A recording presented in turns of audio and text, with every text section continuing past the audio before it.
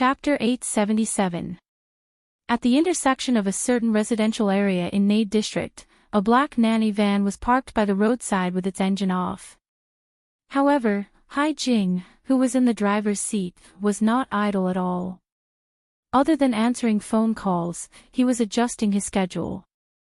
When he finally had a chance to catch his breath, he looked at his watch. It was almost 5 minutes past the agreed time. He sighed and made another call. Yeah. Open the door.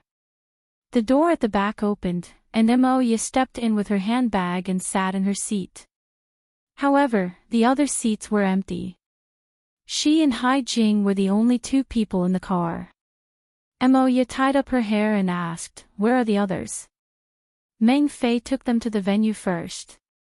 Unlike some people who are 10 times lazier after one trip to the music festival. By the way, is there a guest at home? I saw people coming in and out of your house. Who would come to visit in the middle of the afternoon? A bunch of annoying people. Let's go. It was rare for Yeah to be agitated. Hai Jing didn't ask any more questions. He started the car and changed the topic. Just now, the company's IT department came to ask about a bug in your personal information retrieval system. It's probably a bug in the SCA's debugging system. Next week's event won't be easy. I happen to be working there, so why don't you let me know? Yeah. Got it. Ya's irritation clearly continued. Hai Jing felt a little strange this time. He couldn't help but turn his head and wanted to ask, but he saw a slender figure coming out of the residential area from the back window. Ruiwen is going out too. It seems like there's an activity at school. Yeah opened the carriage door and called out from afar. Ruiwen, come here. Ruiwen, who was dressed in the school uniform, maintained her silence. She moved over to the side of the car and only replied with a big sis Yeah when she heard Hai Jing's greeting. Brother Jing. His words and tone were exactly the same as Luo Nan's. Yeah put on the demeanor of an elder sister. Ruiwen, go to school. I can give you a lift on the way. What kind of activities did the school have on Sunday afternoons? Also, how was it on the way? Hai Jing felt that something was amiss. He quickly calculated the route in his mind, but in the end, he could only form a large triangle on the map. However, as a manager, she had to solve this problem. He also smiled at the thin and somewhat autistic girl and beckoned her to get in the car. However, Ruiwen didn't appreciate it. No need. After simply spitting out these 2 words, Ruiwen bowed in this direction. She was polite and distant, and then directly walked away. Hai Jing raised her eyebrows. Acting like an elder sister, huh? It's because you're here. I have a good relationship with her. The little fellow is independent, so you don't have to worry about her. Yeah, he's just like his brother, a liar. Hai Jing was confused by Ya's words. The only thing he could be sure of was that Ya was currently in a bad mood. It was best not to provoke her. The nanny van started moving, and Hai Jing soon realized that there were many other cars that started moving at the same time. There was one in front, and 2 behind. They were all very sturdy models of the same model, sandwiching the nanny van in the middle. It was fine at first, but when they left the neighborhood and got onto the main road, Hai Jing's nerves tensed up. Is this kidnapping? Ya snorted. Bodyguards. Hai Jingdo forgot to drive and turned his head to ask, Ya, which big shot has booked you? I hope that's the case. Ya's words had just left her mouth when the car in front suddenly slowed to a stop. The car behind followed, activating the safety distance control function, and the nanny van was stuck in place. Hai Jing only cared about turning his head to talk. He fell forward due to inertia, and his ribs hit the steering wheel. Under these circumstances, he really didn't know whether or not to believe Ya's words. Isn't this kind of bodyguard a bit too rough? A knock on the window rang out, and a tall, thin, and vigorous figure appeared outside the driver's seat. He had a familiar face. "Hello, Mr. Hai Jing. Are you free?" Hai Jing's ability to recognize faces was quite good. After staring blankly for 2 seconds, he recalled a string of memories from the depths of his heart. Last year's university birthday, the municipal square, the first performance after signing a contract with the band Mountain Creek, the extraordinary person in the underground passageway. Of course, there was also the close relationship between this person and Luo Nan. He remembered that when he first met Rue Wen, this person seemed to be there as well. "Me, Mr. Qin."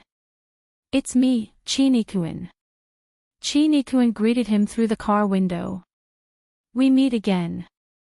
I've just been hired to be Mrs. Moya's full-time driver. Please take care of me in the future." Hai Jing clearly knew that the matter wasn't that simple, but he still asked a very stupid question. "Who hired you?" "You can think of it as Luo Nan." Moya replied from the back seat. It felt more like a sigh. The nanny car started up once more, and Hai Jing had already switched from the driver's seat to the front passenger seat in a daze. As a manager, he wanted to get to the bottom of things, but he didn't know where to start. As his line of sight shifted back and forth, he suddenly saw Rue Wen, who had just left coldly, burying her head into another flying car near the entrance of the residential district. It was a sports car with a more distinctive style. The sports car quickly started up, and soon it ran alongside them. The driver of the car even pressed down the window to greet them. "Teacher Cat Eyes." Cat Eyes gave him a smile from the driver's seat. The car sped up, leaving the fleet of cars behind in the blink of an eye. For some people, the world has already changed. It's quite troublesome to adapt to it. But in this sort of situation, they still want to hide it from everyone, especially from their family. This is undoubtedly making things awkward. It's meaningless. Cat Eyes' current state wasn't all that great after being tormented by her boss for quite a while in the wee hours of the morning. She let the car go into autopilot mode after entering the high-speed magnetic rail. She simply curled up in her seat and chatted with Rue Wen. "You also feel that it's very inconvenient, right? As long as those bureaucrats don't make mistakes, they won't be afraid to do things. So they lick up especially hard. It's very disgusting." Rue Wen sat quietly in the front passenger seat, not responding to this sort of topic. Cat Eyes didn't mind either. Over there was the big boss, and over here was the small boss. The more she interacted with them, the more she knew that these two were unfathomable freaks. Of course, the small boss was a bit cuter. Cat Eyes reached out her hand to touch Rue Wen's jade-like face as she thought this. But before her fingertips could reach Rue Wen's face, the little girl in the front passenger seat was like a translucent bubble. She suddenly burst and disappeared. All that was left was a tiny ripple in the void. Oh, there was also the whisper she left behind. "Thank you, Sister Cat Eyes. TSK. She's also an awkward child." Rue Wen relied on Cat Eyes to leave her home normally. She didn't need to conceal anything in front of people who knew her inside out. She simply crossed the barrier of the void and stepped into the cloud world. She felt an abnormality the moment she entered this void. The stability of the void she was in was very questionable. It was as if many traps were buried beneath the surging flow of clouds and mist that could collapse at any time. The invisible depths of the void seemed to have turned into quicksand that was scoured by an underground river. It had lost the stability she had achieved over the years. Rue Wen opened her mouth, wanting to call out to Luo Nan who was somewhere unknown. But in the end, she didn't make a sound. She wasn't used to addressing Luo Nan as such. "Brother." She didn't want to call him. Luo Nan wasn't polite enough. Therefore, her normal behavior was to completely forego addressing him and directly communicate with him.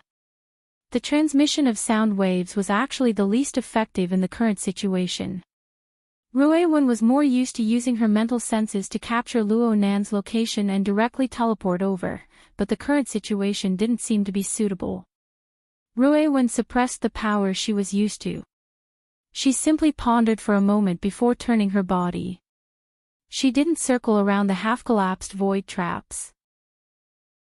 Instead, she directly plunged into them, allowing her body to sink into the depths of the unfathomable region.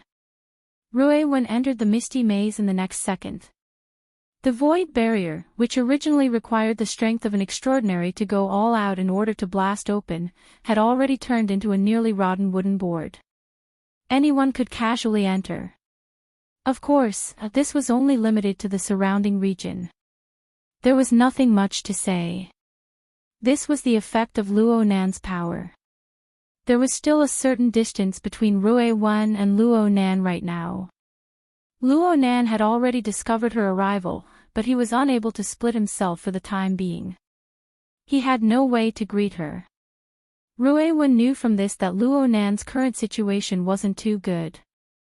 She pursed her lips and didn't make a sound. She followed her senses and made her way through the misty maze that had no concept of up or down. She hadn't been here for a few days, but this world gave her the feeling that there were some changes. The trillions of fragments seemed to be trying out some sort of new arrangement, but they weren't able to completely take shape. They were like a pot of thick rice soup, but there were some special textures in specific regions. For example, Ruewen saw the silhouette of a person. His skin was dark and heavy, and he wore combat clothes. He was wrapped within the thick mist. He seemed to be twitching, but his body was clearly restricted. The texture of the surrounding region wasn't of the rice soup type. Instead, it was more like a tangled ball of silk rope. To be exact, it was more like pieces of a spiderweb that trapped mosquitoes and flies. As for the person within the spiderweb, Ruewen didn't recognize him. The newcomer clearly sensed Ruewen's arrival. His eyes were half opened and half closed. He wanted to open them, but he couldn't. His arm was still struggling within the mist, but he was ultimately unable to break free. Clearly, his self-awareness wasn't enough to break free from this spiderweb-style confinement, as well as the deeper confinement strength. Ruewen also noticed that there were several transparent needles piercing into the area of this person's head. The front end penetrated deep into the skull and even the other organs of the body. An extremely long thread extended from the back end of the needle. It was connected to a certain region within the misty maze. There was a rich and varied energy and information that flowed and exchanged between them. Ruewen was soon convinced that the back end of the needle was Luo Nan's current location. She didn't pay any more attention to the figure within the spiderweb. She followed this guidance and continued to make her way through the maze. It didn't take long for the rough house that Luo Nan had constructed in the depths of the misty maze to appear before her eyes. It was just that most of the edges of the rough house had already melted away at this moment. It formed an extremely smooth and gradual transition with the sandstorm region even further away. The further she went, the fewer the flying fragments became. It felt more and more stable. As for the enormous withered tree in the centermost region, it was hidden within the flowing ash-gray mist. It was like the work of a photographer, but it was also like she was observing some virtual reality. Reality and illusion were tightly blended together. Chapter 878. In the end, Ruewen's perception was extraordinary. She suddenly stopped halfway through. She stopped in front of an extremely blurry boundary and hesitated. If she went any further in, it would probably result in a bad influence. However, the summoning intent inside was very clear. Ruewen hesitated for a second, but in the end, she still stepped forward into the area ahead. Fine waves gently rippled out following Ruewen's movements, forming marvelous ripples in the void. Horizontal and vertical waves rose and fell, dense and alternating. They reverberated back and forth, erasing the surface color of the mist. This scene, which was originally a relatively simple fusion of the virtual and the real, suddenly had many blurry silhouettes and colors. It was like a projection that wasn't quite successful. Layers and layers interweaved together. Ruewen also saw that there were a few structures that were already relatively clear. They were similar to mountain peaks, rivers, buildings, and even more refined vehicles. They suddenly collapsed, and then they were reconstructed under the push of some sort of continuous but relatively chaotic force. It was just that there was already a clear difference from the scene before her. And so, Ruewen knew that Luo Nan should have some new ideas and new harvests in the construction of his sandwich domain.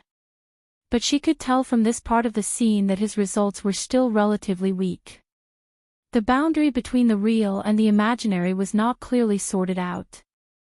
It was quite sensitive to external stimuli, and its internal structure was not clear enough. It lacked stability. As the sole designer, Luo Nan didn't seem to be ready yet. In fact, Luo Nan's gaze was always focused on Ruewen after she entered this area. He attempted to analyze her deeper nature in order to make this area better accommodate her existence.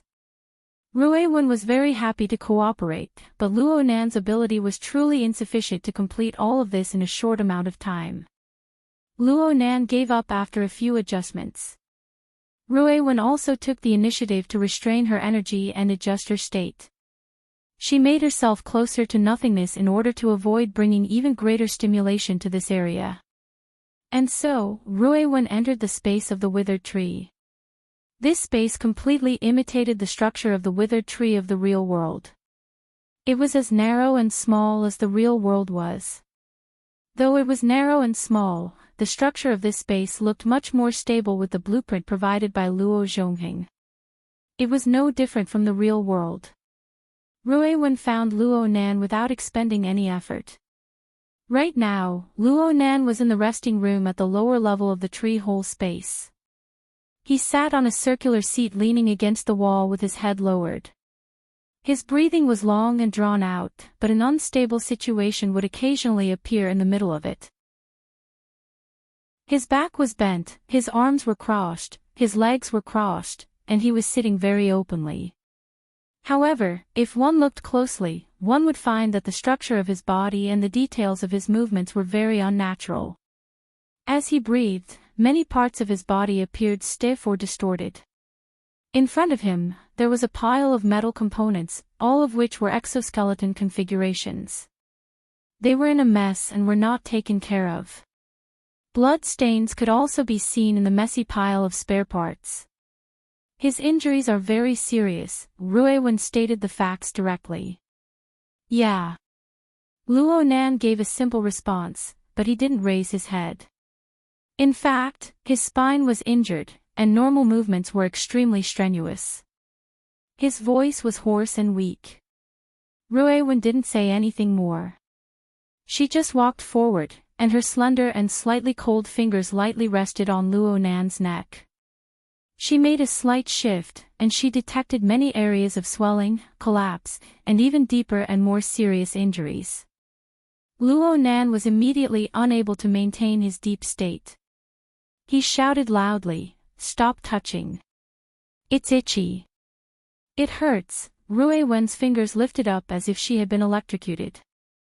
She froze there, not knowing what to do for a time. Hiss. "Don't worry. I'm super sensitive right now." Luo Nan hissed as he spoke. His entire body was trembling. Right now when he opened his mouth to speak, his entire internal organs twitched slightly. However, there were some things that needed to be explained clearly. The main thing is that the perfect body created by the lamination interference isn't that easy to bear. It was so fun to bully people just now, but now the backlash is life-threatening. I'll help you reposition it. Ruewen didn't participate in Luo Nan and Dean Wan's academic research process, so she didn't really understand what a perfect body was. However, she discovered that there were over a dozen bone fractures on Luo Nan's body from her rough observations just now. His internal organs were also displaced and damaged. If Luo Nan was a normal person, he would already be struggling for his life in the ICU. Luckily, Luo Nan was still able to laugh. He really was laughing. Wait a moment. Let me memorize everything first. Rui Wen still didn't understand. The injuries are quite serious, but these are all the consequences of having an incomplete exoskeleton frame. Not this pile. This is what I stripped off the body of the fellow outside. Cold sweat was dripping down Luo Nan's cheeks, falling onto the gaps between the exoskeleton fittings. There was even a thin layer of dust on top of these fittings. He nodded with his chin. It should be these. Master Shou used the rib bones of a ghost ox to process them.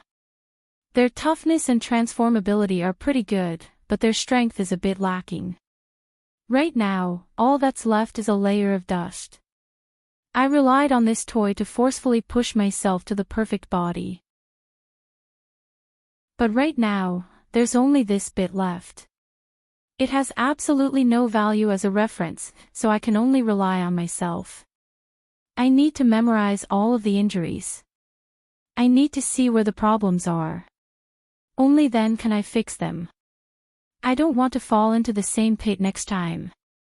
Rui Wen frowned slightly, but Luo Nan gasped for breath and continued speaking. Oh, my nervous system is preserved quite well.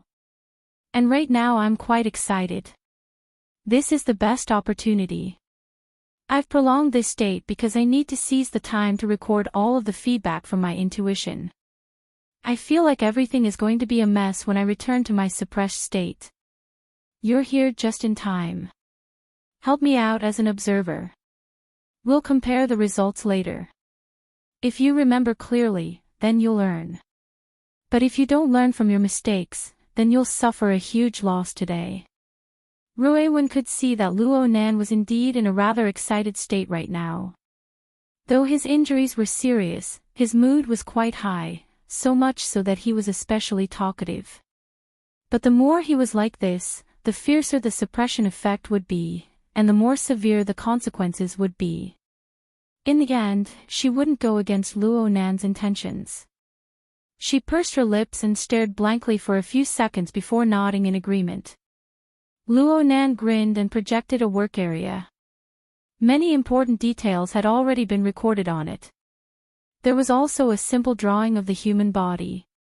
The words and text were combined, matching one to the other. Clearly, he had spent quite a bit of effort. Rui Wen used her unique sensing ability to understand Luo Nan's body and soul frame. Her understanding of Luo Nan's body and soul frame was not inferior to Luo Nan's. She knew Luo Nan's progress with just a glance. He could even find some deviations from his own senses, so he pointed them out one by one. Her ability to describe was quite bad, but Luo Nan was quite alert. As long as she pointed to a location, he would be able to quickly correct it without needing to say much. Oh. This nerve cluster. I didn't even notice it. The relevant area is numb. Luo Nan gave her a thumbs up. You've written the words very properly. Clearly, Luo Nan strove to construct a relaxed atmosphere. It was just a pity that Rui Wen's sharp perception could easily cut through all of his disguises. You've worked hard. How can it not be tiring to be injured? It must have been really good in front of you. What I'm saying is... Rui Wen needed to think about what to say. You've been working very hard with me here. Luo Nan didn't find her words strange. It was just that when he wanted to console her, sweat soaked into his eyes. His eyes were unbearably dry, and he cut a rather sorry figure for a time. Rui Wen immediately reached out to help him wipe it away. Her fingertips didn't touch his pupils, but a cool and refreshing feeling pervaded the air. This move is called Sword Energy Eye Cleansing, right? Luo Nan continued to liven up the atmosphere, then he explained, you've seen the structure outside.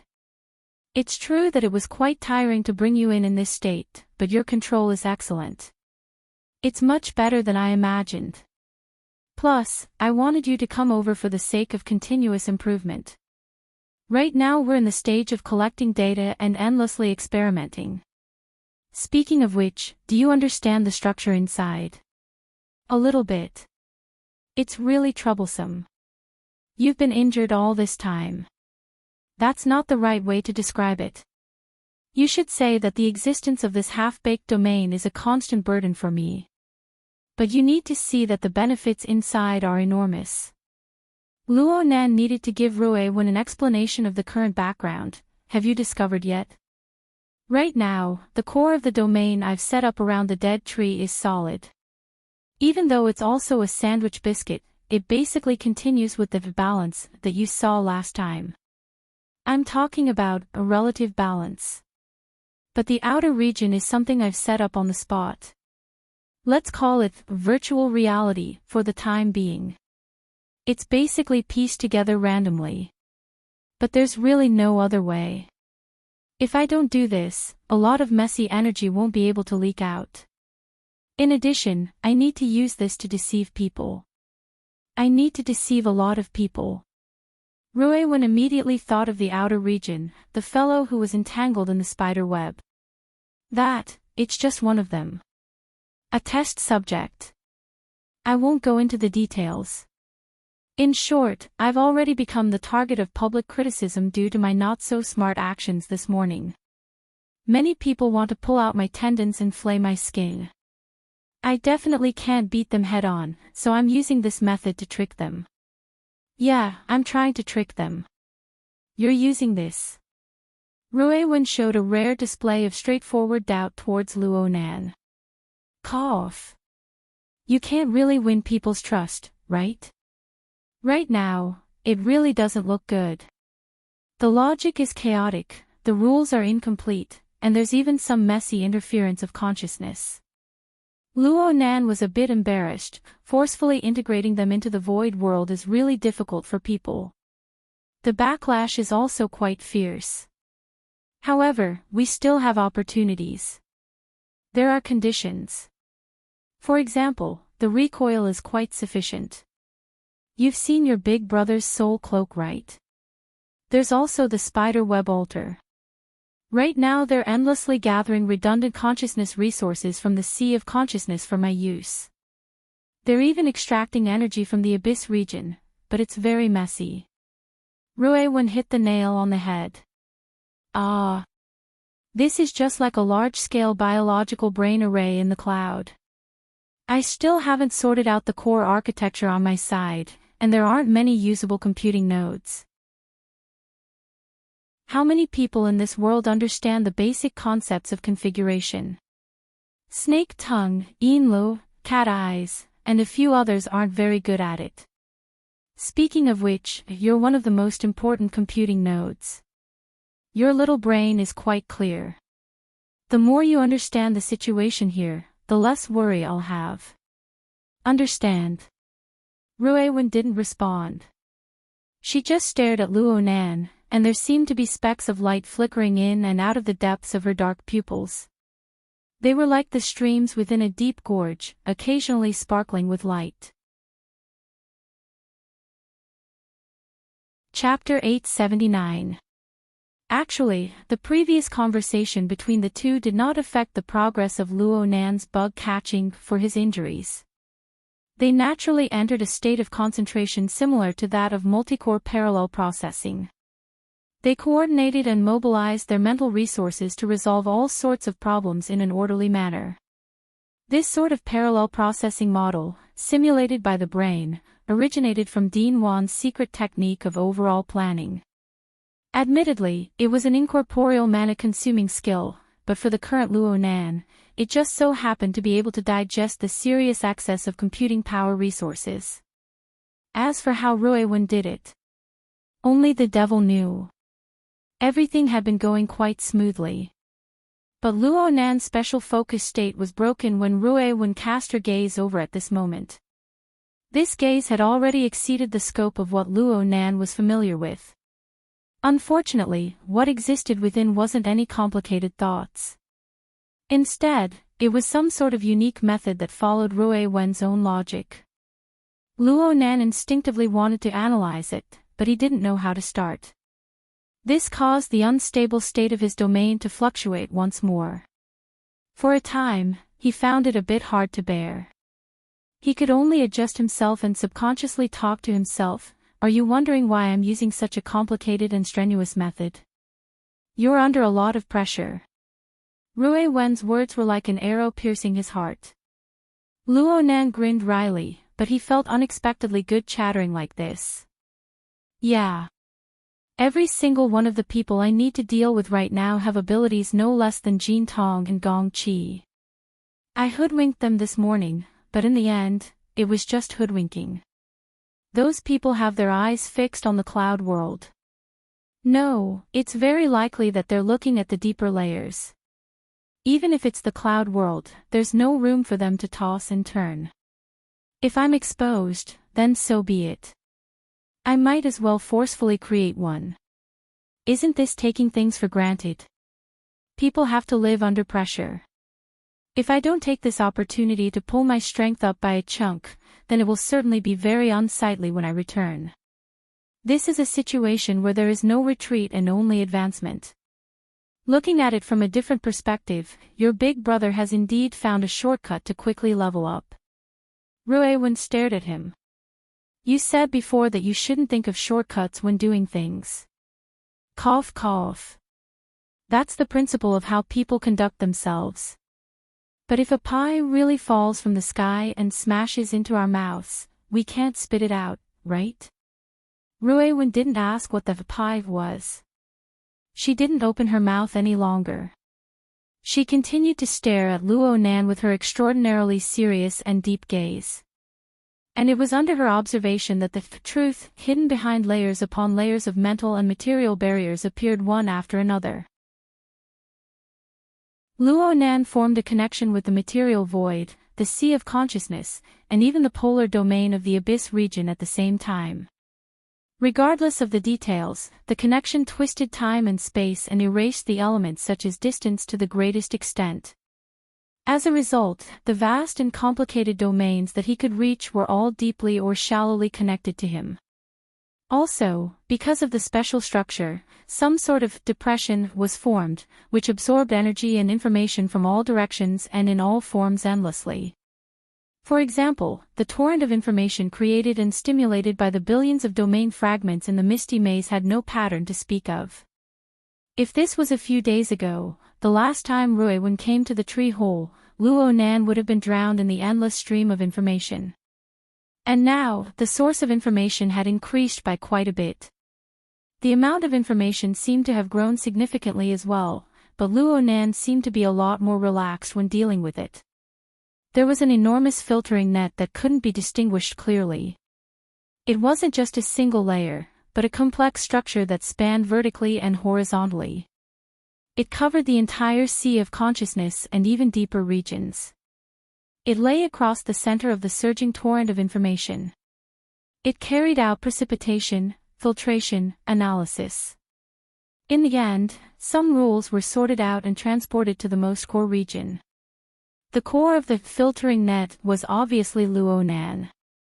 To be precise, it was a complex projection based on Luo Nan and related concepts.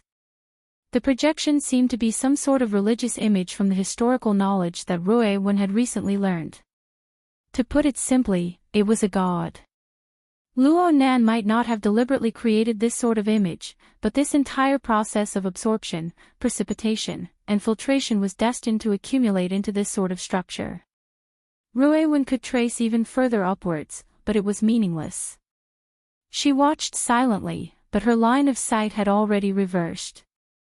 The image cast into the depths of Rui Wen's eyes very faithfully reflected the complex pulse of the present, but it was never a pure reflection of the present.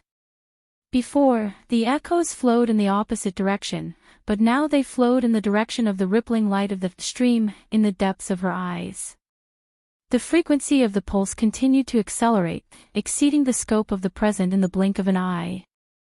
The pulse continued to accelerate and evolve until it completely lost the outline of the present, transforming into a diffuse and decaying still image.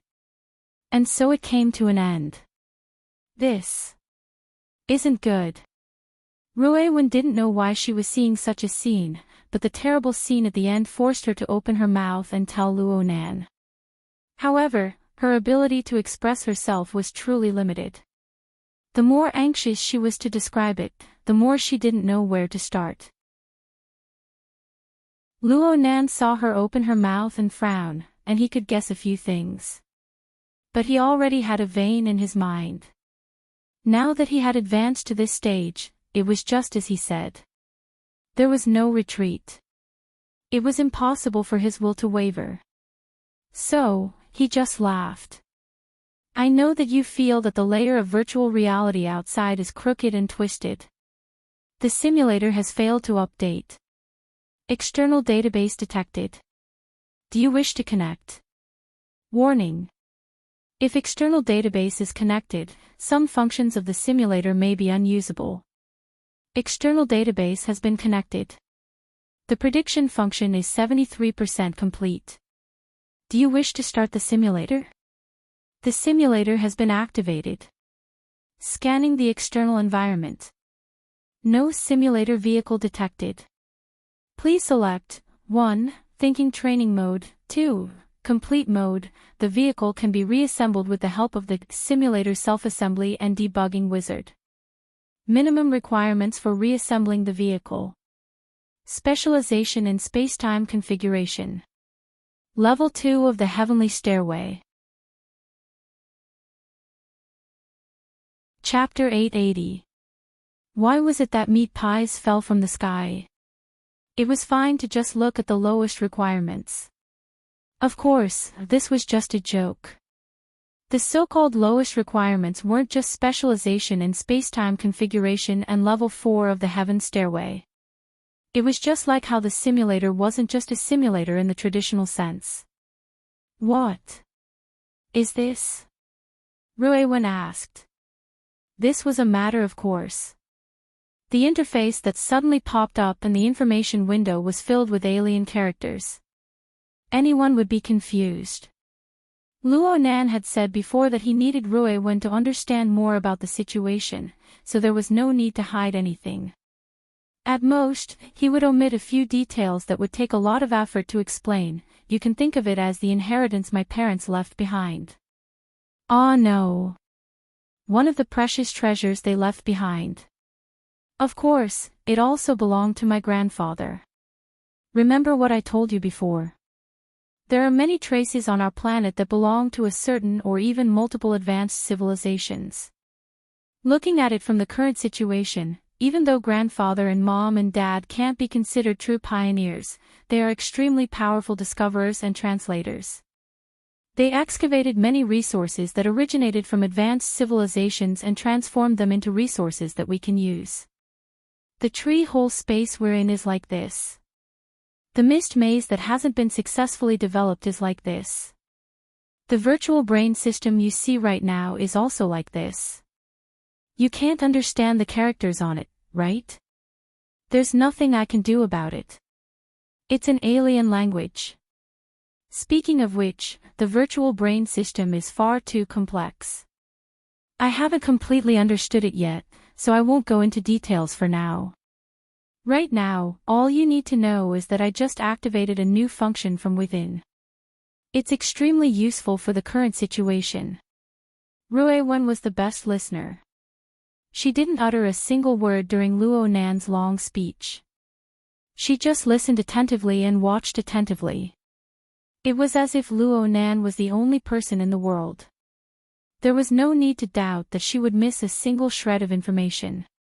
Luo Nan gestured to Ruewen to shift her gaze from his face to the projection area. The virtual brain interface.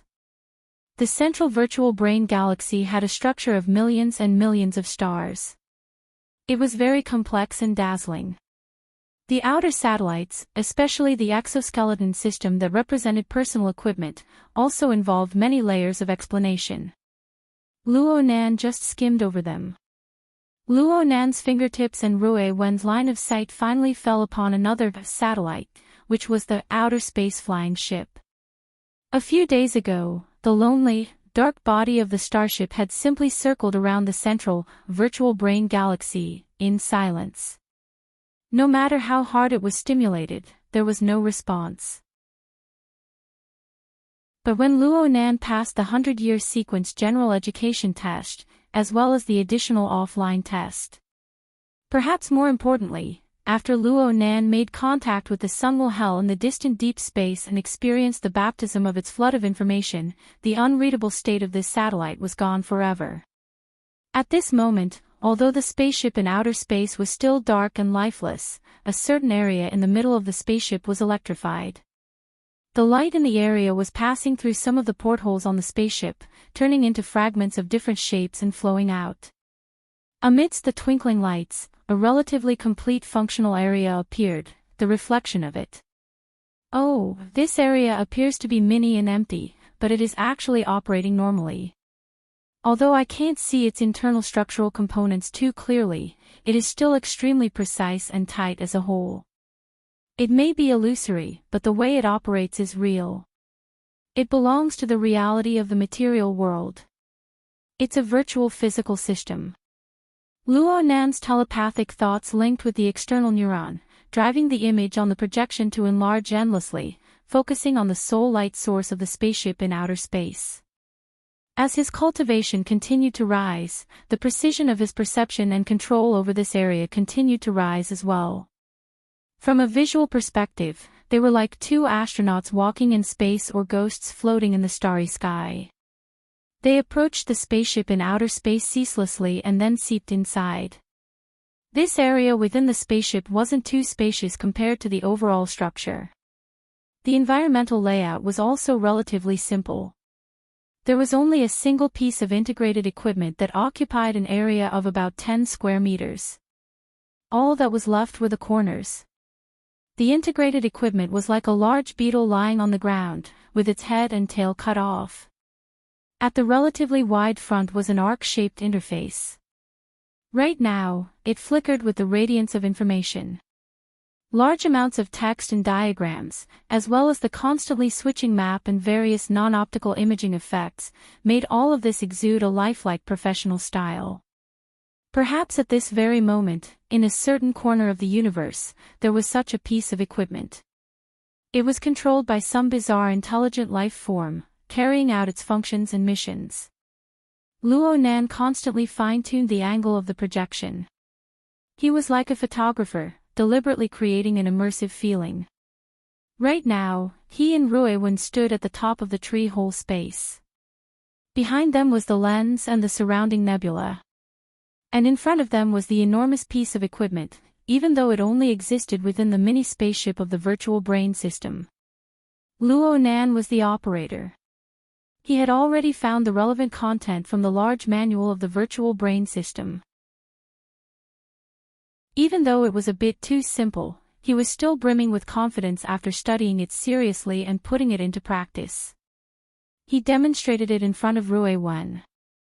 To put it bluntly, this is a simulator. Frost River reality. No, it's closer to the burner simulator, or the simulation effect of the psychic wave network. After all, you're separated by a layer. At most, you're watching a 3D movie. But in my perception, it's already quite realistic. Luo Nan erased the original image on the front interface of the device as he spoke. After a few jumps, an even simpler and clearer pure text interface appeared. There were many options and their corresponding explanations. Luo Nan translated for Ruewen. Truth be told, using the secret text of the word me to sense, it was impossible for him to be confident and elegant. He could only make do with it. This is the level selection page of the simulator. There are a total of 4 options. Each one corresponds to a different level and mode. However, they aren't in the simulator. They're in the simulator itself. Oh. First, we need to understand one thing. Even though we're looking at a simulated simulator, it's only simulating one of the simulator's forms.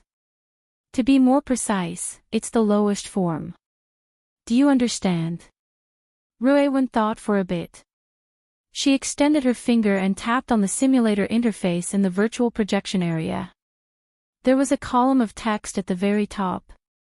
If you choose this option, it will be a beetle. If you choose another option, it will have a different appearance. This is the principle. It's like a transformer, but it's tens of thousands of times more complicated. Luo Nan extended his hand to touch Rui Wen's finger. He tapped on the first option as well. I named this option Brain in a Jar, in accordance with Earth's language habits. Chapter 881. Just listening to this name is enough. As for the effects, I just said it. There's no essential difference from the ones on Earth. It's just a mechanical instrument. It builds a limited space. In the extreme, you just need to soak a person's brain inside. It mainly targets the body and soul framework of humans or other higher intelligent life forms, especially the brain and nervous system. Through electrical signals and other stimuli, it deceives the sensory neurons and creates a fake environment for people. Of course, it suffers from many restrictions. Even if it uses digital technology to construct a virtual physical system, it will only be an imitation of the local laws of space and time. In essence, it is only an illusion that acts on the brain. Some even require the active cooperation of the participants. It's clearly impossible to use this model in actual combat. At the very least, I have no way to install a virtual helmet on the heads of extraordinaries. Luo Nan said a cold joke, but Rui Wen didn't know how to cooperate. Her expression was serious but calm. Ahem, but the advantage of this emulator is that it's a relatively good editing tool. As long as there's enough data, as long as the data is sufficient, the computing power is sufficient, and there's also the power supply. It can edit a very good setting and even a script. It can create a virtual Earth or even the universe. Theoretically, it is feasible. On a smaller scale, it can be used for ordinary games and training. On a larger scale, it can be used as a higher-level simulator to perform deep calculations and deductions. The most important thing is that if there is a script that has already been edited by someone before, it can be stored and used on the spot. Luo Nan extended a finger and soon brought up the front interface. He brought up the image of a certain planet that he had personally experienced. It was the background setting of the offline test question. This script is quite amazing. It's extremely close to reality. It belongs to the reality of that higher civilization. It can be used as a reference, but it's just a reference. It can't be used alone. The plot of the exam script is too obvious. It doesn't seem like a normal plane waiting to be excavated. Luckily, there are many choices within the downloaded offline test module. I need to synthesize them. Rui Wen knew that the reference Luo Nan spoke of was referring to the misty haze-like projection illusions outside. The elements were quite complex. It looked like Luo Nan had already begun experimenting in this area, but the results weren't clear. Luo Nan could see part of Rui Wen's thoughts. He continued to explain awkwardly, "There's really nothing I can do about it. My sandwich domain was created by compressing and piecing everything together. It wasn't easy for me to achieve a balance, but that was only an approximate solution in an ideal situation. It's just like the mathematics questions you're learning now. The formulas and constants used are all limited to practice and exam conditions. They don't take into account the real parameters of the material world. Don't expect to come up with anything convincing on this basis. However, if we don't care about the authenticity of the material plane, its settings are quite sufficient. The one outside, Captain Jimmy, is currently trapped in that script. I've even mixed a lot of elements into it. Coincidentally, he's implanted a very high-level dynamo core, so he can help test it out. The prey that was trapped in the spider's web and sleeping very lightly." Rui Wen understood. She looked seriously at Luo Nan and nodded seriously. Luo Nan couldn't help but extend his hand to stroke the little girl's hair. He enjoyed the smooth sensation of her hair, and at the same time, he justified himself, the current situation is much better. I can utilize an extremely abundant amount of computing power resources. I can optimize things from before. But it's still a domain after all. I can casually optimize and reorganize it. If something goes wrong, I won't even have time to cry. That's why I need to find a simulator first. The circle outside, aside from being used to deceive people, is also used for this purpose. Oh, low-end ones won't do. Let's continue. Luo Nan didn't linger on this topic.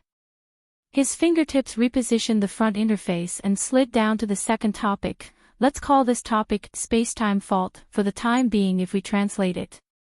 The materials used for this simulator are quite high-end.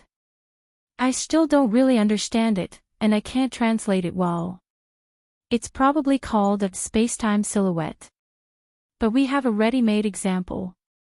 Do you still remember? You were sleeping at the time, but you should have heard many people talk about it. It's President Ouyang's logic world. Ruewen nodded slightly. She really did hear people talk about it. At the time, Ouyang Chen intercepted a certain crowded commercial center area of Xia City. He drew a boundary, separated space and time, and formed a world of his own. In one fell swoop, ability users and ordinary citizens were separated, and he thwarted the terrifying actions of a crazy First Oblatum of the Order of Justice. Although the enemy Ouyang Chen dealt with at the time couldn't be considered a true powerhouse, this sort of method was still one of the most astonishing and absolutely brilliant performances since the era of distortion. Let's say, all streams return to the origin. President Ouyang's logic world can be said to echo with a simulator of this level. Even though the specific methods and applications are different, the core train of thought is relatively the same. It mainly targets the structure of space and time itself. Through a precise grasp of the local laws of space and time, and of course, there's also the extremely powerful bidirectional interference force and interference techniques on the mental and material planes to extract a certain silhouette fragment of the entirety of space and time to construct a world that originates from reality, yet surpasses reality. Back then, Luo Nan had watched the entire process in a pure observation mode. Now that he was talking excitedly, he wanted to use the external domain environment to construct the structure of the logic world from back then. He wanted to recreate the battlefield at Frost River Reality's flagship store. As expected, it was burnt before it could take shape. This time, Luo Nan wasn't embarrassed. The degree of rigor of the logic world structure and the inconceivable details filled in under this rigor. Even though Luo Nan's experience had increased by 100, 1,000 times, he had never seen a second logic world like this. President Ouyang was able to accomplish this.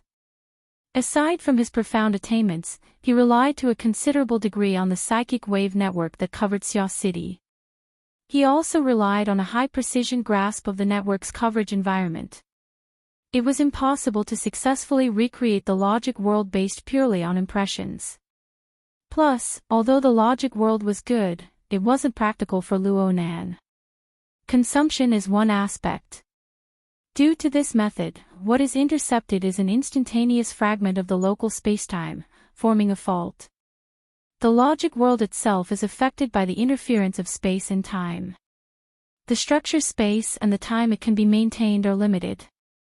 I've heard you mention that President Ouyang normally uses this method to conduct some relatively dangerous experiments or to conduct some short-term simulations and deductions. This is the effect of a simulator. But to be honest, using it to deceive people isn't too easy. Ruewen nodded in approval. Luo Nan's finger slid to the third option. Dang dang dang dang. Here comes the important point. For this option, let's call it making something out of nothing for the time being. No, let's call it a rule puzzle. Chapter 882. Luo Nan continued to follow the order of interpretation from before. After translating the options, he pointed out the materials used for this level of the simulator. This is easier to translate. It says that the raw materials used for processing are the space and time we reside in itself. Hee. Even though he had already experienced it once, suddenly speaking such big words gave him a very reckless feeling. Ruewen didn't laugh. She had an appearance that made sense. Luonan felt that he couldn't stay calm anymore. He could only cough once to wipe away the awkwardness that had arisen once more. He also maintained his elder brother's dignity and continued to operate on the front interface. Luonan was different from just pointing at the first two items. He opened the third item's secondary interface. The first item was densely packed with explanatory text. There were a few complex diagrams mixed within. There were also formulas and the like. Luonan had already researched this before. The large sections of explanatory text here weren't very friendly to a half-baked translator like him. They also exposed his shortcomings in the area of pure theory. This wasn't something that could be made up for in a short period of time. So he quickly skipped over it and entered the more complex, continuously changing, and completely unfixed graphical interface. What you see right now and what I perceive in the system are actually two different things. Just like how the material world we see is not the same thing as true existence. I can use my mental senses in the system to capture even more dimensional structures. What appears before our eyes is just a projection of one end of the complex structure of space and time. You should understand this. Ruewen really did understand. Her intuition regarding the structure of space and time even surpassed Luonan's. She was able to estimate the approximate, panoramic view, after looking at one end for a long time. Inside, it was a mess. Luonan was immersed in this chaotic scene. He was even a bit intoxicated. A three-dimensional life form possessed a pseudo-three-dimensional vision structure and an illusory spatial imagination. Only a character like Luonan, who possessed an extremely powerful mental sensibility, could view the structure of space and time with this material foundation. The more he could do it, the more he could feel the endless mysteries and beauty within. A direct observation of the structure of space and time. Just this sort of simulation is already a huge gain. Luonan's attainments in the configuration of space and time could already be applied to actual combat. He had gone through the 100-year sequence and the additional questions to verify that he had indeed reached a considerable level. However, the anatomical diagram presented in the simulator was still quite shocking. Every time he observed and sensed it, he would have a brand new experience. In comparison, the real local space and time was so vast that there was no end to it. The mist maze, on the other hand, was too broken. That was just a simulation. What kind of splendid scene would it be if the real space and time were dissected into this? Yes, in order to create this simulator, the basic requirement is to dissect the local spacetime, cut the complete spacetime into suitable materials, and reassemble it with the method of configuration, changing the rules and laws. In fact, once it is cut, it is the change of nature, and all kinds of changes are contained within. Luonan spoke of these things as if he were cutting a cake. However, time and space were ever-changing, and the laws were hazy. It was hard to change. It was not some plasticine that could be molded however one wanted. One had to have the awareness of competing with the vast universe. Even someone as strong as President Ouyang had to rely on the foundation of the psychic wave network, utilizing multiple conditions on the mental and material planes to realize the masterpiece of the logic world. For instance, the powerful thought process of erasing the old rules and scribbling new rules required the support of a powerful bidirectional interference force between the material and the material plane, an extremely brilliant interference technique, and a spacetime configuration design ability that far exceeded the standard. No matter how enormous Luonan's accumulated soul strength was, no matter how much power the altar's spiderweb had, it was impossible to forcefully bend the local space and time to complete a precise configuration. This was despite the fact that the simulator guide already had the basic blueprints and operating procedures.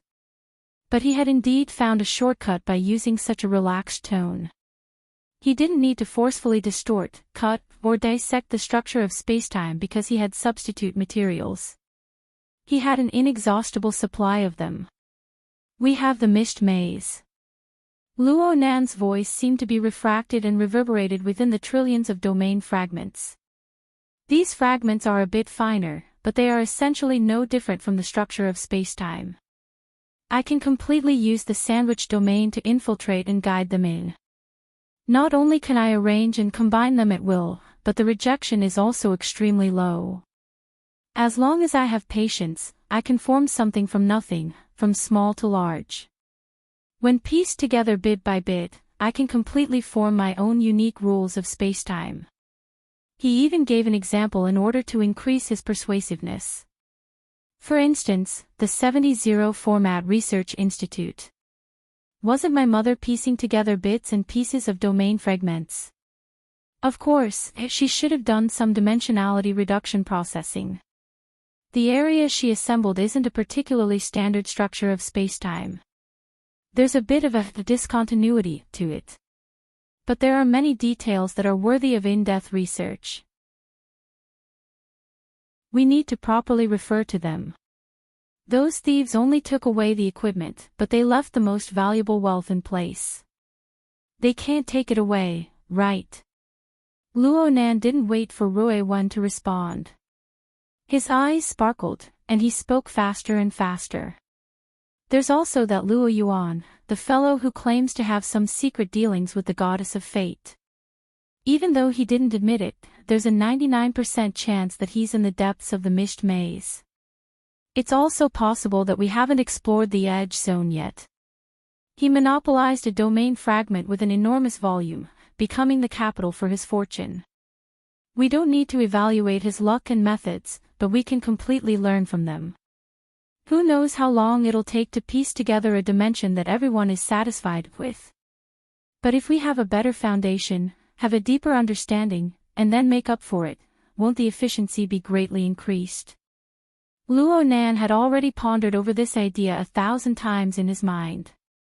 His train of thought was already extremely clear.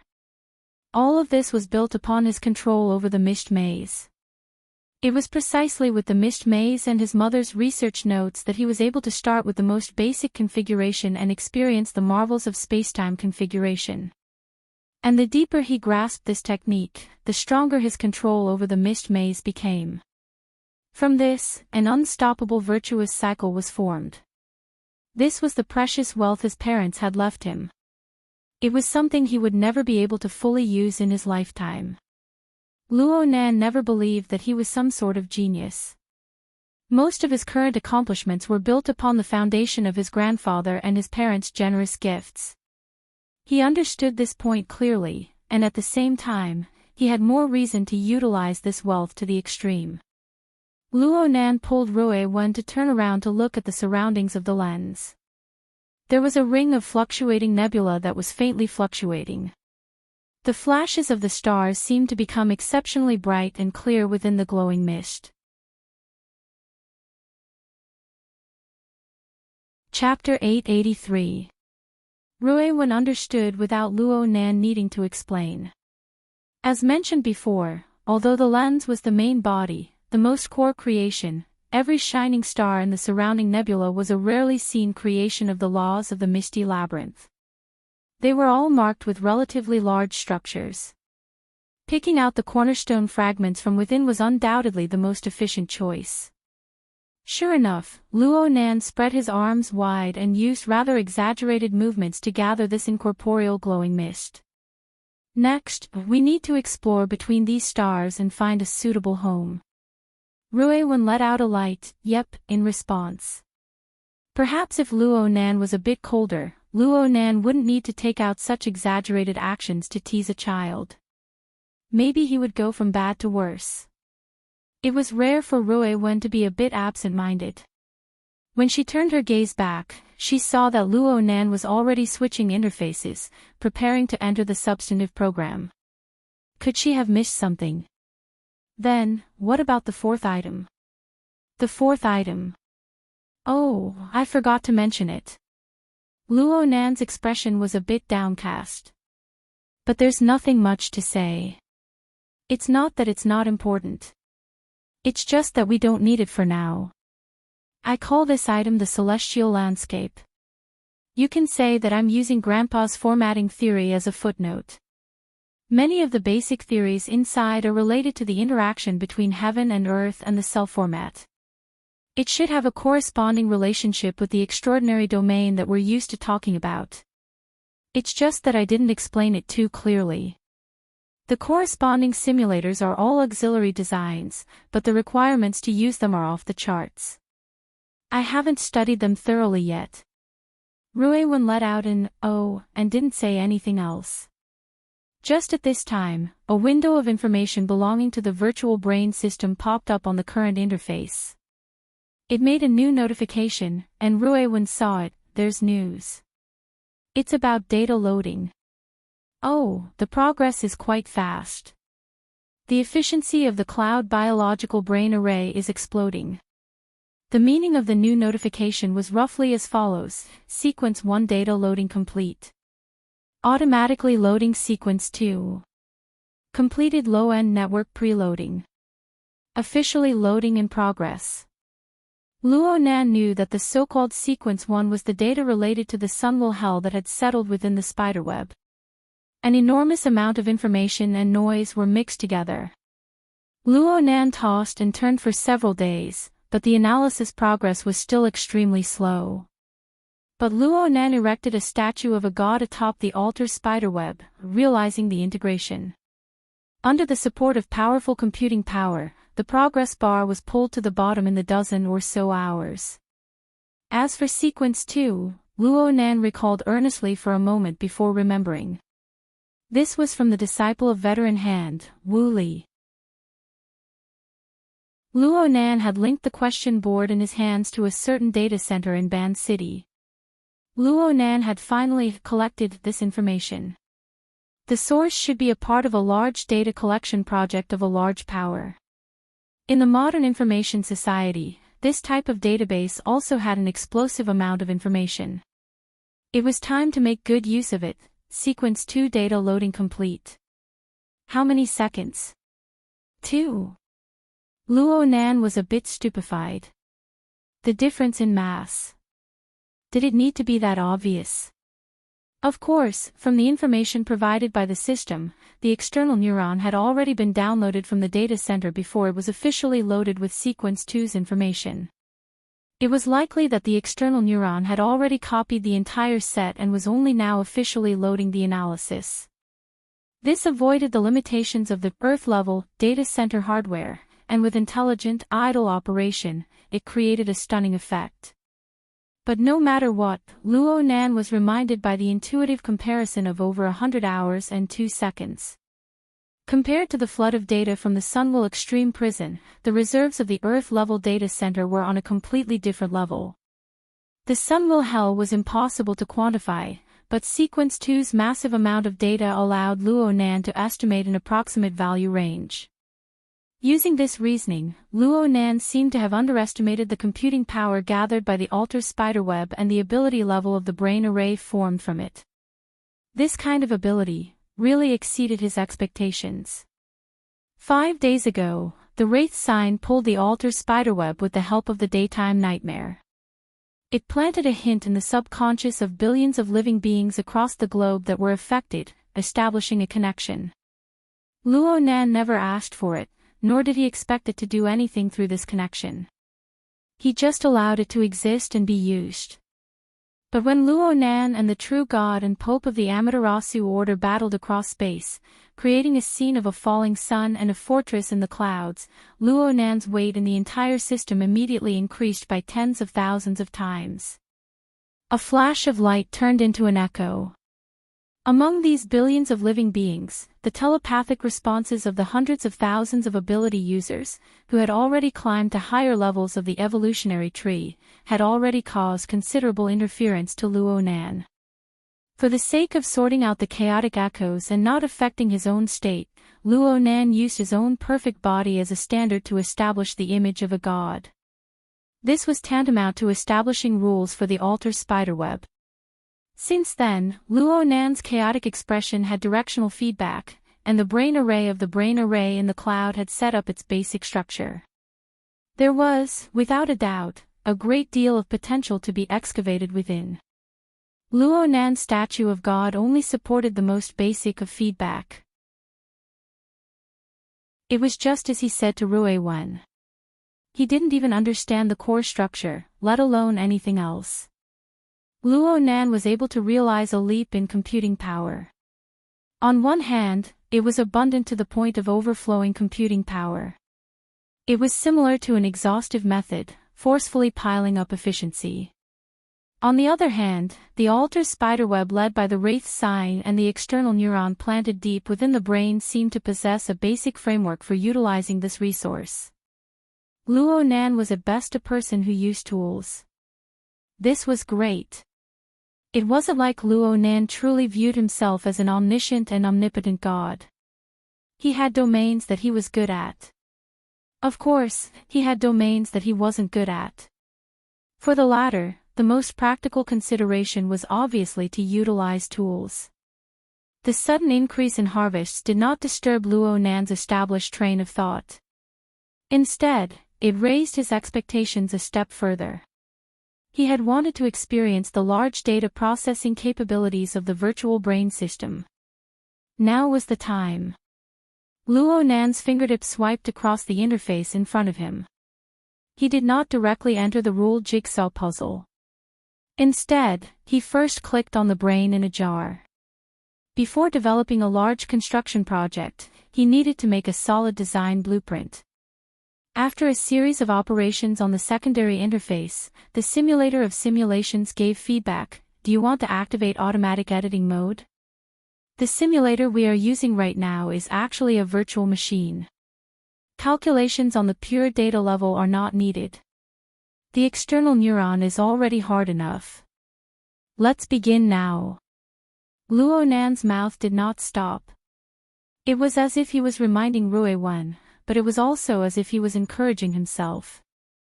Then, he clicked on the virtual button without a doubt, entering brain in a jar's automatic editing mode. The interface suddenly went black, but soon, glimmering text and information appeared section by section. Model, Inner Universe. Version number, Great Sovereign Level Basic Exploration Model 2. 7. Authorized Production Department, Heavenly Abyss Empire's 17th Equipment Department. Authorization time limit, permanent. To explore the gap. To pay for shame. To live for the past, Zhan Yong. Who was Zhan Yong? Luo Nan could only guess that this was a name. He should be a character of great status in this high-level civilization. It was just that his words were a bit dull. The automatic editing mode settings came one after another without waiting for Luo Nan to ponder further, unable to connect to the Heavenly Abyss Spirit Network. A valid data source has been discovered.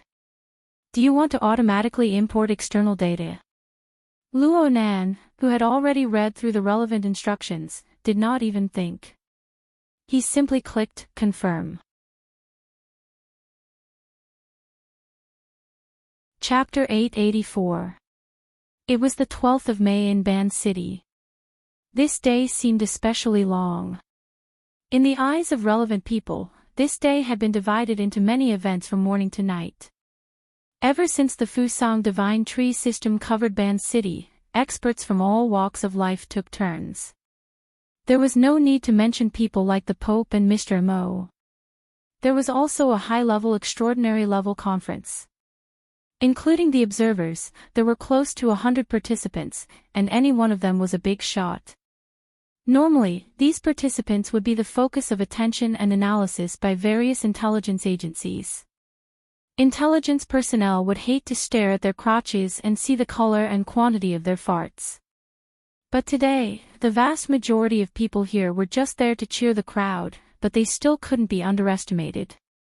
There was a huge amount of information, but it was also mixed with a huge amount of noise, forming a huge amount of data that tormented all kinds of professional intelligence analysts. Many intelligence agencies around the world were prepared to work until they died. It couldn't be helped. It was better than making a wrong judgment and causing a world war.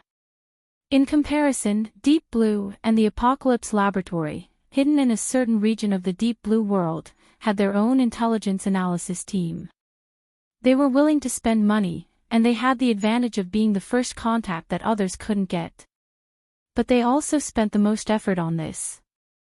It had been 15 hours since Mr. M.O. left the public site. The analysis team that had been temporarily assembled by the two laboratories was still working intensely. Bald Jeff gulped down his 5th cup of coffee, stepped on an electric hoverbike, and temporarily left the research lab. No one cared about his actions or whereabouts. In the face of heavy analysis and research work, even raising their heads was a burden they couldn't bear. Jeff didn't go too far. He randomly found a communications room that could communicate with Earth's spacetime. He didn't care if he was being monitored or not. He just turned on the Transworld communication system, and soon, a 3-way communication was established.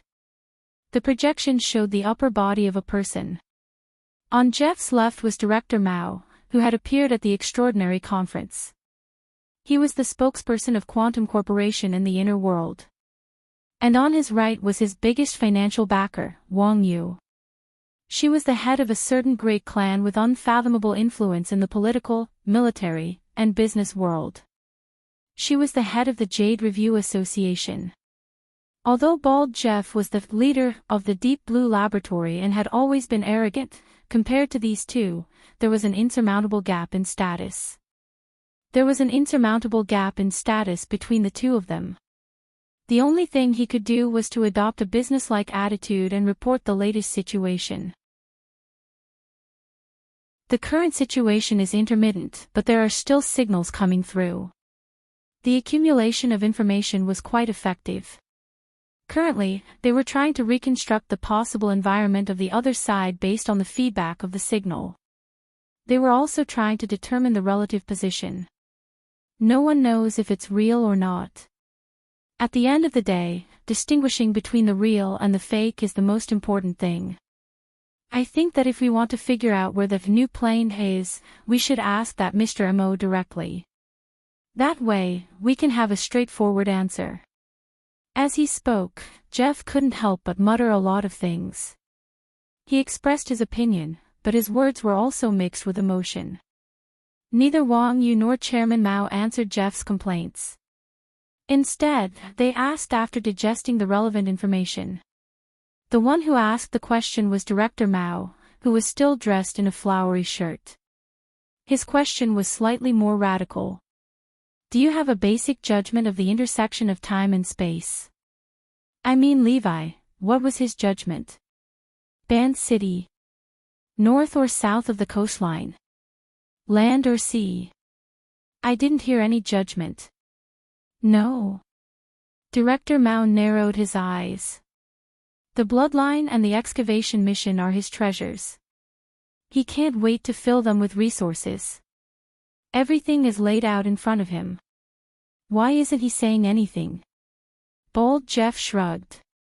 I haven't seen him for 7 or 8 hours. Last time, it seemed like he was still paying attention to Xia City. I'm not too clear about the specifics. Xia City. Director Mao muttered. On the other side, Wang Yu just smiled, watching Director Mao and Jeff communicate. Director Mao relied on his understanding of leeway to make a judgment. Circling around Xia City all the time. Is his attitude conservative, or does he have a plan? No one answered him. Director Mao wasn't here to perform a one-man show. He pulled Wang Yu along, ignoring the surveillance, and opened a cross-border communication channel. In addition to understanding the information, he also needed to have a clear attitude. So, he suddenly changed the topic. He didn't even care about the awkwardness. Speaking of having a plan, Wang Yu, you're taking your time. Are you still planning to hold the high seas auction? Wang Yu was still smiling, but her tone was very certain. Of course. There are even more people looking forward to it. Really? Mr. M.O. can't figure it out. From Luo Nan's perspective, there might be unexpected harvests. Quite a few people think so. Luo Nan. It's time to mull things over. Also, Director Mao, your extraordinary conference played beautifully with the adjournment, but it stifled people quite badly. I heard that quite a few people believe that the conference will resume on the day of the auction. They can invite the parties involved to have a detailed discussion face to face. Perhaps they can reach an agreement on cooperation on the spot. Director Mao laughed. It's also possible that a world war will break out on the spot. That's why it's in the high seas region. No. It's too close to my vacation island. Wang Yu made small talk. This is a major event related to the new plane. Director Mao, it's unjustifiable for you to hold the idea of staying out of it. It seemed like a casual conversation, but it involved an extremely serious core. As for how serious it was, the two people participating in the conversation had different understandings. Director Mao also made small talk. He led the change of topic. Speaking of the new plane, there's also Xia City. I've reminded you. There's a matter. Oh. Wang Yu maintained her smile. A sudden inspiration would not appear so openly in this kind of conversational setting. The other party must be referring to something. Sure enough, Director Mao soon snapped his fingers. Your side recently funded a research project. I think it's called something called Comparison of Aberrant Ecology. The preliminary conclusion is quite eye-catching. Aberrant ecology. Wang Yu pondered for a moment and nodded. There's something like that. However, I'm just one of the natural sponsors. I'm a private investor. On the other hand, Quantum Corporation is the institutional sponsor. The ratio is quite impressive. I'm not sure about that. Why don't you tell me about it? Wang Yu's smile deepened. The specific content is a comparative study of the ecology of the volcanic region southwest of Spring City and the wilderness surrounding Xia City. The research itself is fine, but the most eye-catching part is that a bold conjecture was made on the basis of the research. I'm not sure if the conjecture can be verified or not, but it's very much in line with my common sense and aesthetics. It's just as the beautiful lady who gave the report said. A giant wheel, has rolled over the spacetime we are in. The rear wheel is in Spring City. The front wheel, Xia City, has already heard the sound of thunder. Chapter 885. Wang Yu used poetic language to describe it, but he was calmly assessing in his heart, someone deliberately leaked the news. Just as all the extraordinaries in the world were rubbing their hands in anticipation of the new plane, someone finally began to exert their strength in front of the stage and behind the scenes, trying to guide the direction of the matter. He could even roughly guess who it was. Related to the comparative study of aberrant ecology, it was likely a sponsor like him, paying attention to and promoting it for a long time, doing a lot of homework in advance. Therefore, only by releasing the news now could they win people's trust. Even a strong-willed person like Director Mao was in a state of doubt. At this time, Director Mao thought of another story. Spring City. Many things have happened in Spring City in the past 6 months. Even someone as reclusive as Li Wei can't stay calm. I heard someone stole a uterine fibroid, which is like stealing his elixir. Wang Yu simply answered, I've heard of it. That seems to be where Jin Buhuan perished. To be precise, it's the southwest volcanic area. It's a few hundred kilometers away, and it's just missing. A sensitive area. Director Mao stared at Wang Yu, and Wang Yu looked back at Director Mao. They were both pondering each other's thoughts. In the end, Director Mao got straight to the point. Speaking of which, Luo Yuandao's laboratory is very close to that place. That's always been their active area. It seems that young Master Wang already has a direction. As I said, this is more in line with my common sense and aesthetics. Wang Yu also put on a frank attitude. A plane that's extremely close to us will always have some contact with us for a period of time, more or less, and not just appear in everyone's greedy dreams. Director Mao clapped his hands in admiration, the hairs on his arms trembling. Now that's a solid attitude. Now that I think about it, the so-called new plane for the past 6 months wasn't just a dream. So, what does young Master Wang plan to do next? Cooperation. Cooperation that can quickly get results. Wang Yu looked like he knew everything. Director Mao, and Quantum Corporation, what are your considerations? Considerations? Are you talking about those greedy shareholders or the brain-dead board of directors? After a pause, separated by a distance of several thousand kilometers, the two looked at each other and laughed. There was no other reason than that these two people, or at least the two parties involved, were both brain-dead members of Quantum Corporation's board of directors. The equity structure of a public company such as Quantum Corporation was far too complicated, and it had to be complicated. It was one of the largest organizations in the world, and it was distributed in the hands of thousands of large and small institutions, as well as countless private investors. Even if 88 isolated cities floating on the Earth's crust were a little strenuous to support a globalized environment, political, economic, military, and historical factors had determined that such an attitude was necessary. Of course, the result of the complicated equity structure was that the leading power of the board of directors was greatly increased. External directors with huge connections and influence, as representatives of various forces, entered the board of directors, forming a kind of loose interest group, harmonious but different, fighting but not breaking. Of course, the board of directors had also been renewed and replaced over the past few decades. In the end, those who were seriously unsociable were eliminated and a relatively stable governance structure was formed. Quantum Holdings definitely had a basic standpoint. Even if it was vague, it would always stand firmly on the side of the world's advantageous side, steadily seizing the benefits.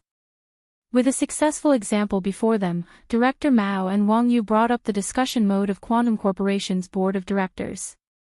Cooperation is the correct choice. Everyone here isn't a child protecting their food. As long as there is compromise, there will be a basis for cooperation. As long as the first step is taken, there will be a first step. Even if it's a deliberate lie, there will always be elements of truth within. But many people think highly of themselves and prefer to settle things in one step. There are also people who don't recognize the logic of adults. Having said this, Director Mao recalled a certain piece of information: there really is a child among the collaborators. And quite a few intelligence agencies believe that he has a tendency that isn't too good. Regardless of whether Wang Yu knew or not, she had to put on an interested attitude. You're talking about Luo Nan, right? What do you mean? It's said that this person, Luo Nan, has a tendency of thinking that makes simple problems complicated and complex problems modular. He hopes to be able to use a kind of universal solution to solve these types of problems.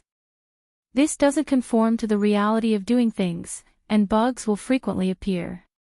But we have to pay attention to one possibility: with his talent and special ability, he really can find a kind of universal solution in the vast majority of situations. Even if it's only universal to him. If this is the case, then it will be quite troublesome. A capricious theorist. The kind that can distort reality. Wang Yu concluded. Then she laughed. Generally speaking, this kind of person often ends up being kicked out of the board of directors. But that also requires a period of running in and confirmation. Before that, I have to lure them in first. This is the way I like to handle things. Me too.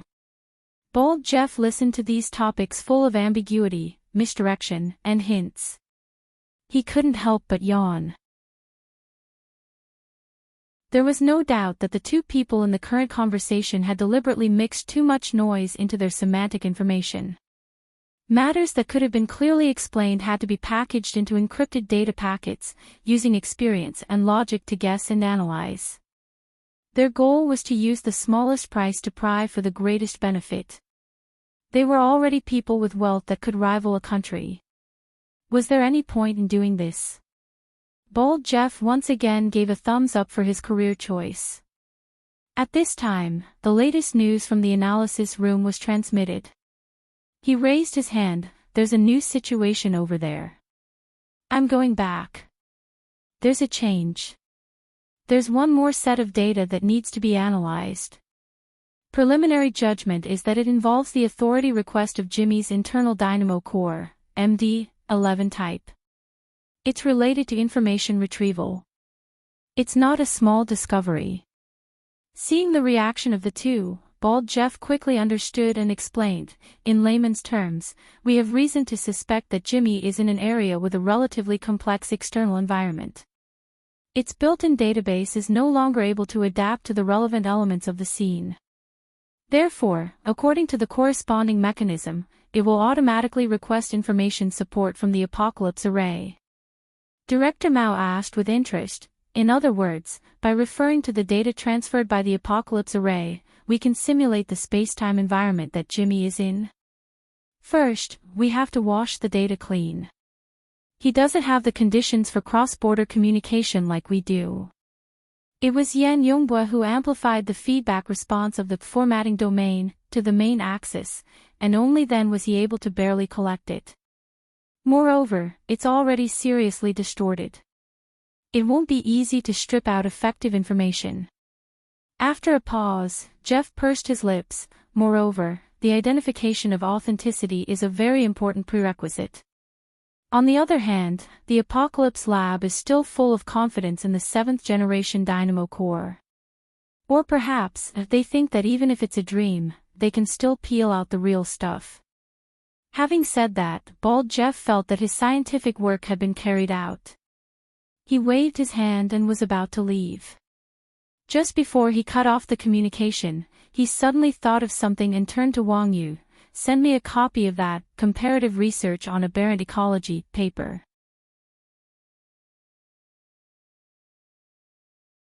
Chapter 886. The arrow of time pressed forward courageously. Every instant it passed through was the accumulation of endless changes. It already exceeded the limits of the imagination of ordinary people. Even with Luo Nan's current strength, he could only feel disturbances that were nearly faintly discernible and illusory. Most of the time, he had to wait for the changes to accumulate to a certain degree and compare them with the nodes in front of him. Only then would he be able to see the main veins within. Over 10 hours passed, and he did a few things. Even the external environment, whether it was the howling mist maze of the sandstorm or the tree-hole space he worked hard to manage, didn't have too obvious of a change. But for the simulator, which was purely made up of data, it already had the meaning of splitting the heavens and splitting the earth, of transforming all living things. However, Luo Nan was more or less dissatisfied as he stared at the main interface of the simulator and studied the various parameters. Greedy for perfection. This isn't easy. It must be said that the amount of information Luo Nan absorbed and precipitated from the Sunwell absolute domain at the risk of exploding was extremely considerable. At the same time, the external neuron's large data processing ability was outstanding. With the support of these two, the senior sovereign-level basic exploration Model 2.7 Innerverse simulator displayed its outstanding design performance. Ever since it activated its automatic editing mode, it had already formed dazzling results. Luo Nan was dazzled to the point where he couldn't help but sigh. Not ideal. Rui Wen's voice suddenly rang in his ear, giving Luo Nan a shock. He turned his head and saw that the little girl's expression was normal. He was just about to let out a sigh of relief when he saw that the clothes on her shoulders and waist had been torn. It was unknown how, but her jade-like skin was revealed. Fortunately, there were no wounds. What's going on? The relationship between fragment number 2 and its surroundings is a bit complicated. I was careless when I cut in. That one shouldn't be too suitable. It was rare for Rui Wen to say such a long sentence. She was mostly defending herself. Clearly, she didn't want Luo Nan to worry. Luo Nan's eyebrows furrowed. Rui Wen was undoubtedly the best assistant when searching and scouting the mist maze. The little girl was able to freely enter and exit this chaotic region that didn't possess any basic spacetime structure. It was thanks to her guidance that Luo Nan was able to enter. Even now, Luo Nan's understanding of the mist maze environment seemed to be inferior to Rui Wen's. Therefore, the early-stage reconnaissance mission of finding the foundation stone of the virtual plane was given to Rui Wen. This was much more detailed than the long-distance observation of the lens. But if the little girl was too reckless and something really happened to her, he wouldn't be able to redeem himself even if he died 10,000 times. Luo Nan thought over and over again, but he still chose a more conservative method. You can be a scout, but don't get too close. Actually, I'll have to see for myself whether or not you'll be able to enter those fragments. But, I'll adjust the focal length of the lens and then attempt to land in the tree hole space as a whole. I'll have to do this sooner or later, and you'll have to help me connect it. I can still do it. Rui Wen hooked her finger on the torn seam of her clothes and frowned slightly. These are all burdens. Stop. Luo Nan was afraid that Rui Wen would be in a bad mood and simply tear off her clothes. Though he understood that Rui Wen was in a state where her body and soul were in a chaotic state, moving around while carrying foreign objects was indeed a burden. But of course, he couldn't say that now. It shouldn't be early anymore. We've just started tonight, so don't exhaust yourself. Tomorrow, it should be the 13th already. Today is Monday, and you still have to go to school. Go back and rest first. I'll ponder over a more efficient method. We're going to build this fake plane. It's not as simple as finding a suitable large fragment and throwing the automatically compiled environmental parameters inside.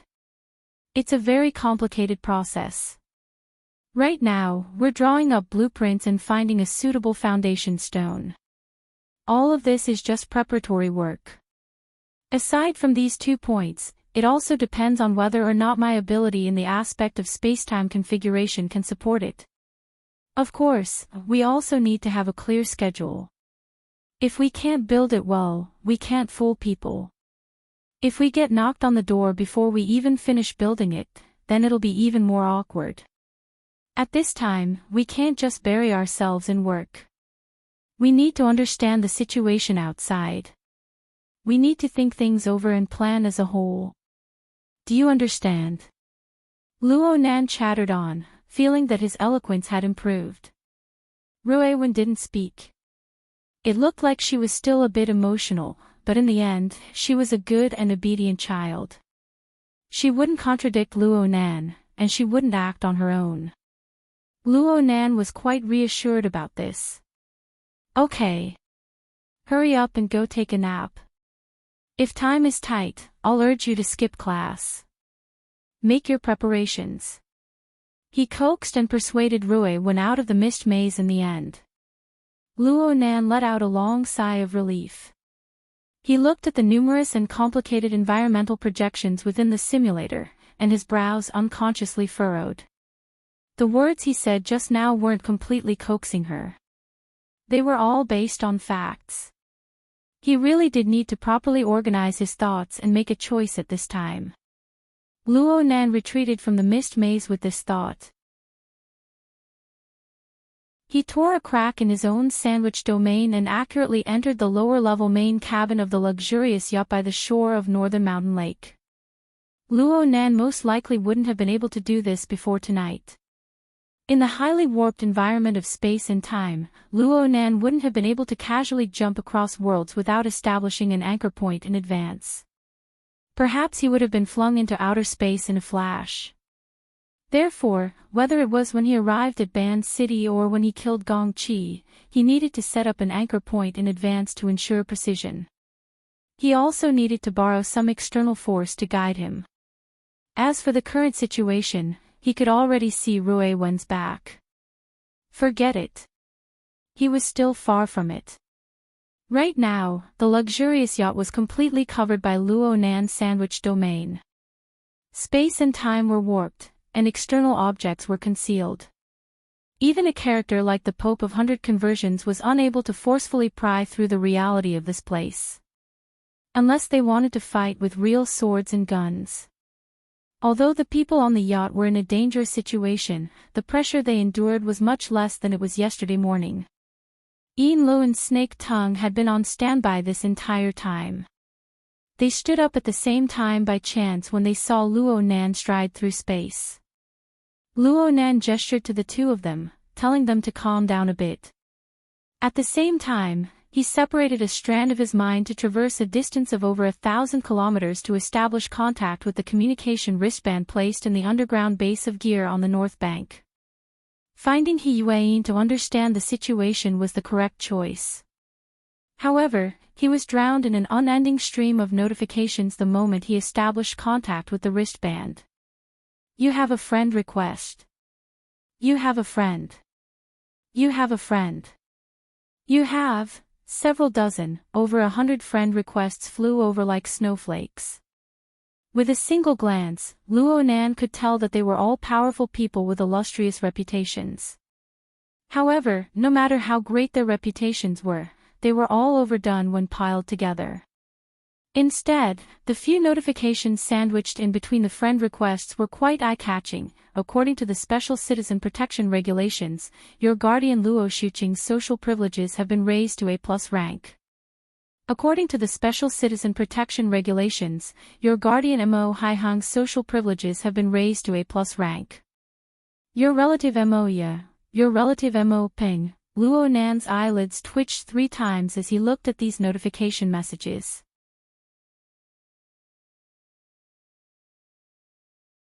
Chapter 887. Luo Nan was able to feel the impact his actions over the past 2 days brought to the world from the notifications that popped up one after another. Whether it was the inner world or the secular world, nothing was immune. Especially his circle of friends and family. The shock waves stirred up from this, especially the distortions formed in his social network, would bring him quite a bit of influence for quite some time. Luo Nan pondered seriously for a few seconds. Then he discovered that he was completely clueless in thinking.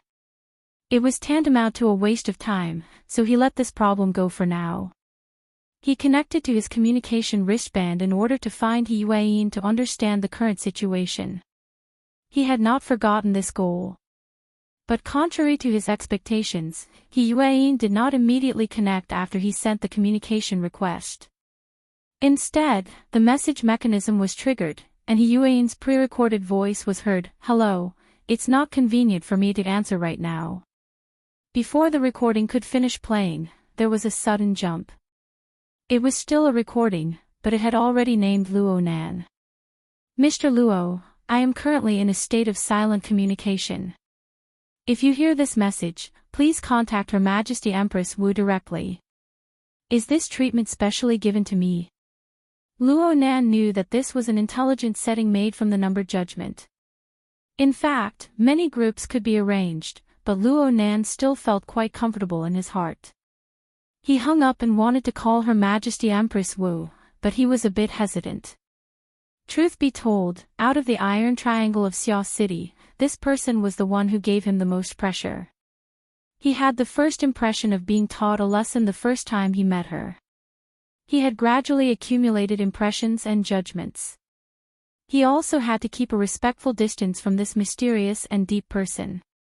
Perhaps reverence was a better way to put it. In the end, Luo Nan did not contact Her Majesty Empress Wu at the first instance. Just like how people dealt with matters, they unconsciously wanted to leave the most difficult problem until the end. Only the heavens knew what arrangements Her Majesty Empress Wu would have.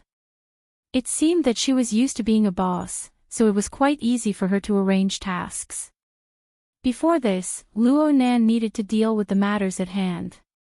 Only now did he turn his gaze to the 2 ladies to the side. Yin Lu had assumed a respectful and solemn posture, but when Luo Nan's gaze shifted over, her waist and back subconsciously tensed up a bit, and her head automatically drooped down. This posture was quite proper, but Snake Tongue, who was right next to her, was even more exaggerated. She bent her knees and knelt on the tatami. Her palms were crossed, and her forehead was pressed forward. She was humble, solemn, and solemn. For a time, even Enlo found it hard to understand Snake Tongue's current state of mind. But she was able to faintly sense that Luo Nan, who was in front of her, swept his gaze over without any difference due to their kneeling and standing postures. In the eyes of this person, standing solemnly and kneeling was a must. Or perhaps, the simple level of posture was far from enough to make a difference. Half a second later, Enlo and Snake Tongue heard a simple arrangement. Wait a moment. Luo Nan had already opened up the virtual work area as he spoke. He took out the records of the exoskeleton frame defects that he and Rue Wen had summarized in the tree hole space. He added a rough modification plan and organized them a bit. Following that, he gave a simple description and structural sketch of some of the reserve masks he discovered after successfully activating the invisible yarn with the lamination interference. The information and data from both sides were sealed and sent to President Wan. Luo Nan needed Dean Wan to give him a look when it came to the construction tool for the perfect body that was necessary for the lamination interference technique. Dean Wan was a true master of craft design. He had the vision and ability to turn something rotten into something magical. Luo Nan hoped that the modifications this time would allow the structure, toughness, and strength of the exoskeleton frame to have a clear upgrade. If he could increase the duration of the perfect body by a fold. No, as long as he could increase it by a third, he would have the confidence to fight a mid-level extraordinary level battle by himself. As for the masks, they were materials for deeper research. They were also Luo Nan's advance payment. Oh, that's right. Luo Nan suddenly thought of something and turned to instruct Enlo. Tell Master Shou that there might still need to be some adjustments made to the technology that was confirmed the night before yesterday. Tell them to control the progress and just take out 3 to 5 sets as backup. We'll have to wait for news later. Enlo responded and was about to find a veteran to contact, but Luo Nan raised his hand to stop her. There's one more thing. I might need to mobilize the believers of the Blood Flame Order for the next 2 days to help me do some experiments.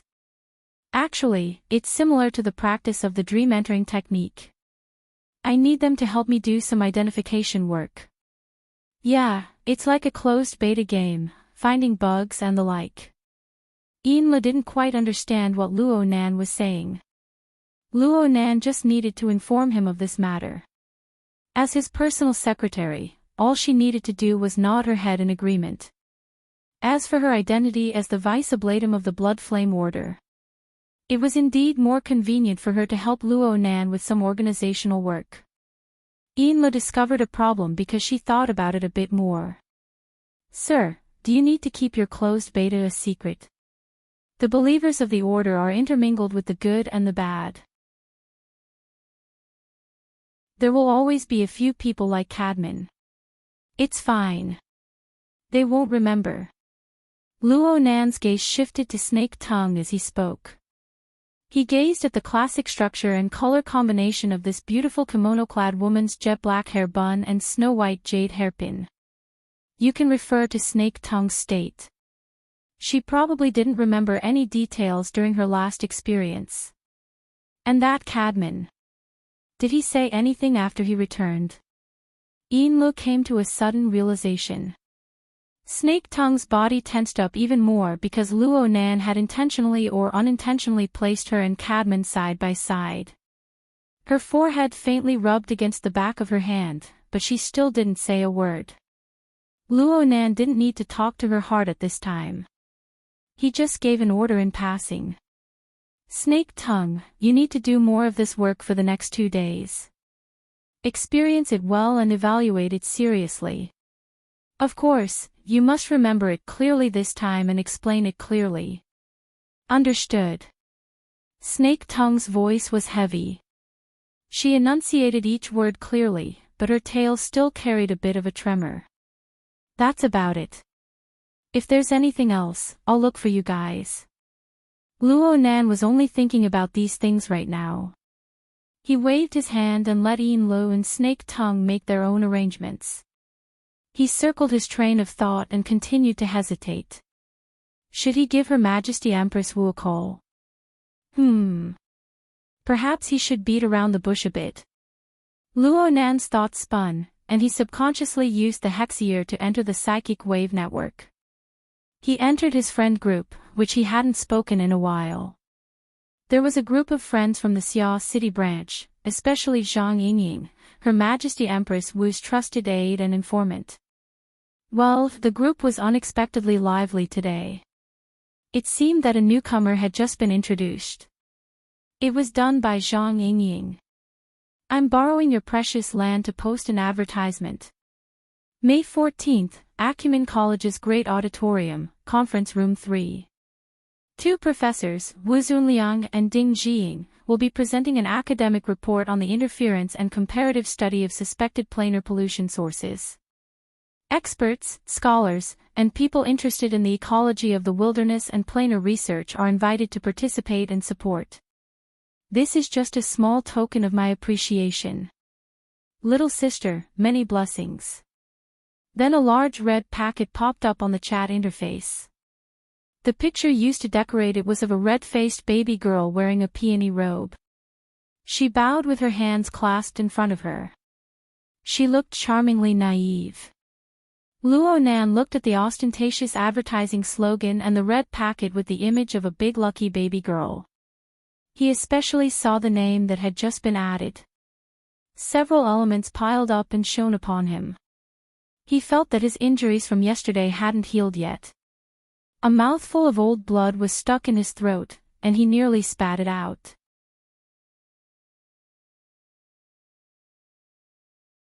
Chapter 888. Let's not talk about the thoughts of a certain guy who was spying on us. In this small chat group, many experienced players had already honked their horns in greeting and warmly welcomed the arrival of the new beauty. Octopus that doesn't produce knockout drugs, little girl, you're very smart. Now all you're missing is a selfie. Paper doll, the advertisement isn't official. What's the exact time? Contact information. Please give me your number, we can talk privately. Moral standard rising higher. Personal friend list is open, please add me as a friend. The privacy protection of a newbie is a bit too much, please give me some pointers. Occasionally, some serious people, such as Shuele, who logged in with his real name, would honestly express his opinion. The frequency of new planes has been quite high these days. Even the mortal world is involved in this. The Deep Blue World documentary is about to be screened. Cat Eyes released a promotional poster. The main color of the poster was dark blue, and it presented a silent and gloomy scene of the seabed. Crag burst, it's most likely just a PowerPoint presentation. There's no sign at all. It's good that it's affected. Zhang Yingying continued to support her colleagues. Since the newcomer is acting cute, if you have time, go and support him. If you don't have time, go and support him. As expected, it was Peony. As expected, she was deliberately acting cute. The diving Luo Nan chuckled twice. Ever since he became acquainted with Peony, his partner, he had seen her sharp, astute, confident, and even decadent appearance. But no matter what, he only felt that she was a mature and mysterious senior sister. Her beautiful skin was filled with stories, but he really couldn't match up to her adorable appearance just a moment ago. Speaking of which, he still didn't know this senior sister Tang Yi well enough. As he sighed, Luo Nan subconsciously sent a sweating emoji to the group. In the next second, the group of a few dozen people was completely shaken. Oh my god. Zhang Yingying only had time to send out this one sentence before a series of emoticons flooded in. From the simplest ors to the most complicated emoticons, there were also emoticons that were full of worship. There was no doubt that these were all emotional responses to the great things Luo Nan had done these past 2 days. It was not easy for a friend to mock him and cut off his emotions. Luo Yunqing, please accept a bow from your little brother. What?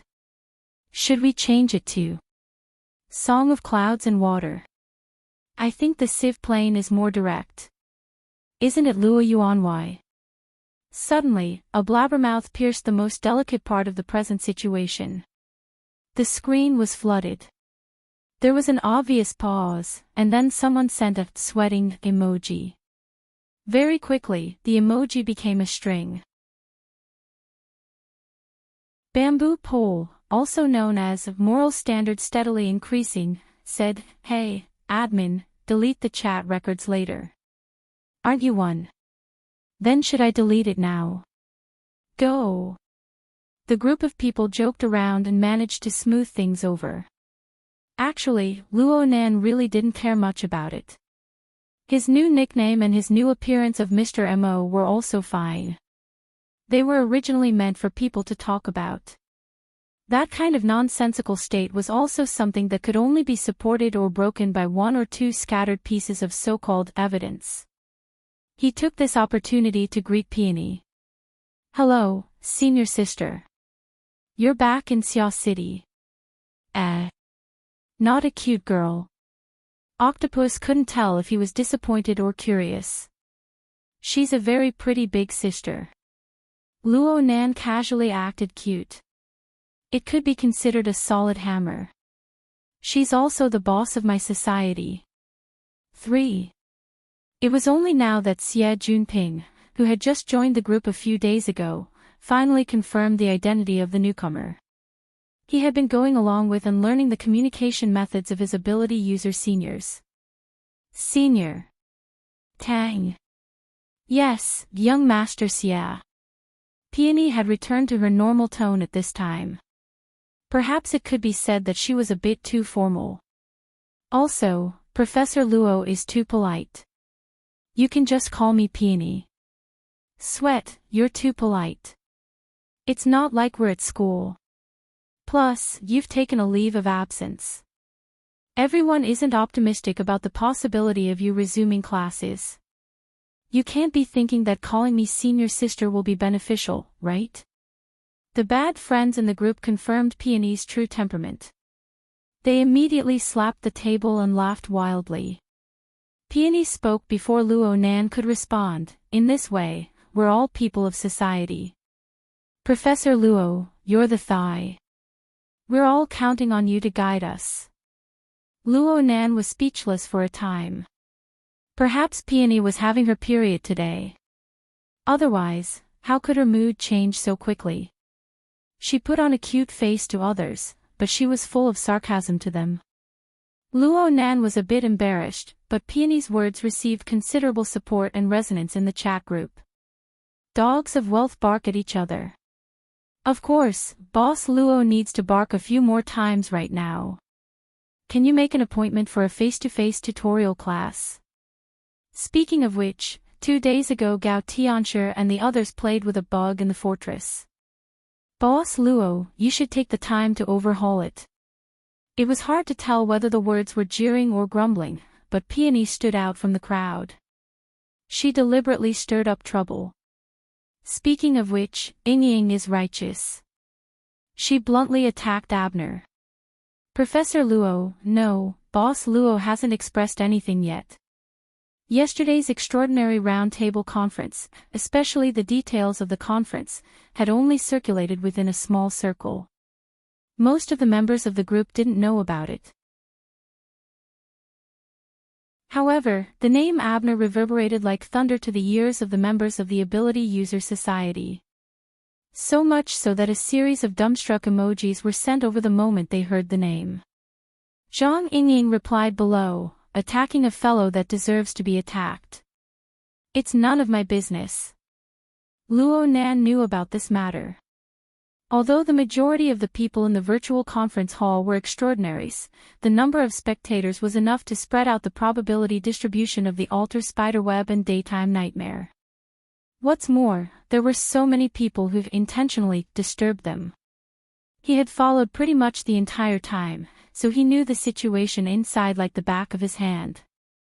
But Luo Nan didn't know what to say for a time in this sort of communication environment. Words of thanks were certainly not enough. It would be too distant. But what should he say? Luo Nan felt a bit peculiar. His heart was a bit muddled. He was uncertain. He couldn't see clearly.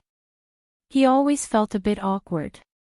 Luckily, Peony spoke up at this time. According to the rules, there has to be some benefits. Speaking of which, the first thing to do is to protect her. Otherwise, President Abner will crush her to death with a single finger. Of course. Luo Nan recovered with great difficulty. He subconsciously sent a message. If Abner dares to reach out, I'll break his bones. Wow. Domineering. The boss is mighty. Take a screenshot as a souvenir. Zhang Yingying went along with the fun and sent a starry-eyed gif. Her eyes were red, and her heart was in a mess. But she didn't say anything after that. Luo Nan's feelings became even more subtle after he said those words. What was up with this sort of, it's only right and proper to talk nonsense of feeling? Don't forget about the benefits. Isn't it only right and proper to give benefits to others? The opposite is a mess. This is society. Peonies seemed to be sighing with emotion. Think about it. These words are said to a true God. You want to give them benefits, give them rewards, and so on. Is this a bribe or an insult? It's like a world war. This is society and its rules. Luo Nan wanted to send another message, but he didn't know what to say. The subtle feelings in his heart continued to grow, and he seemed to understand something. Was this Peony's idea? Or was it her boss' idea? In the end, he didn't chat too much in the group. He found Her Majesty Empress Wu's contact information while harboring complex and subtle feelings. The call connected within a few seconds. Literature Hole.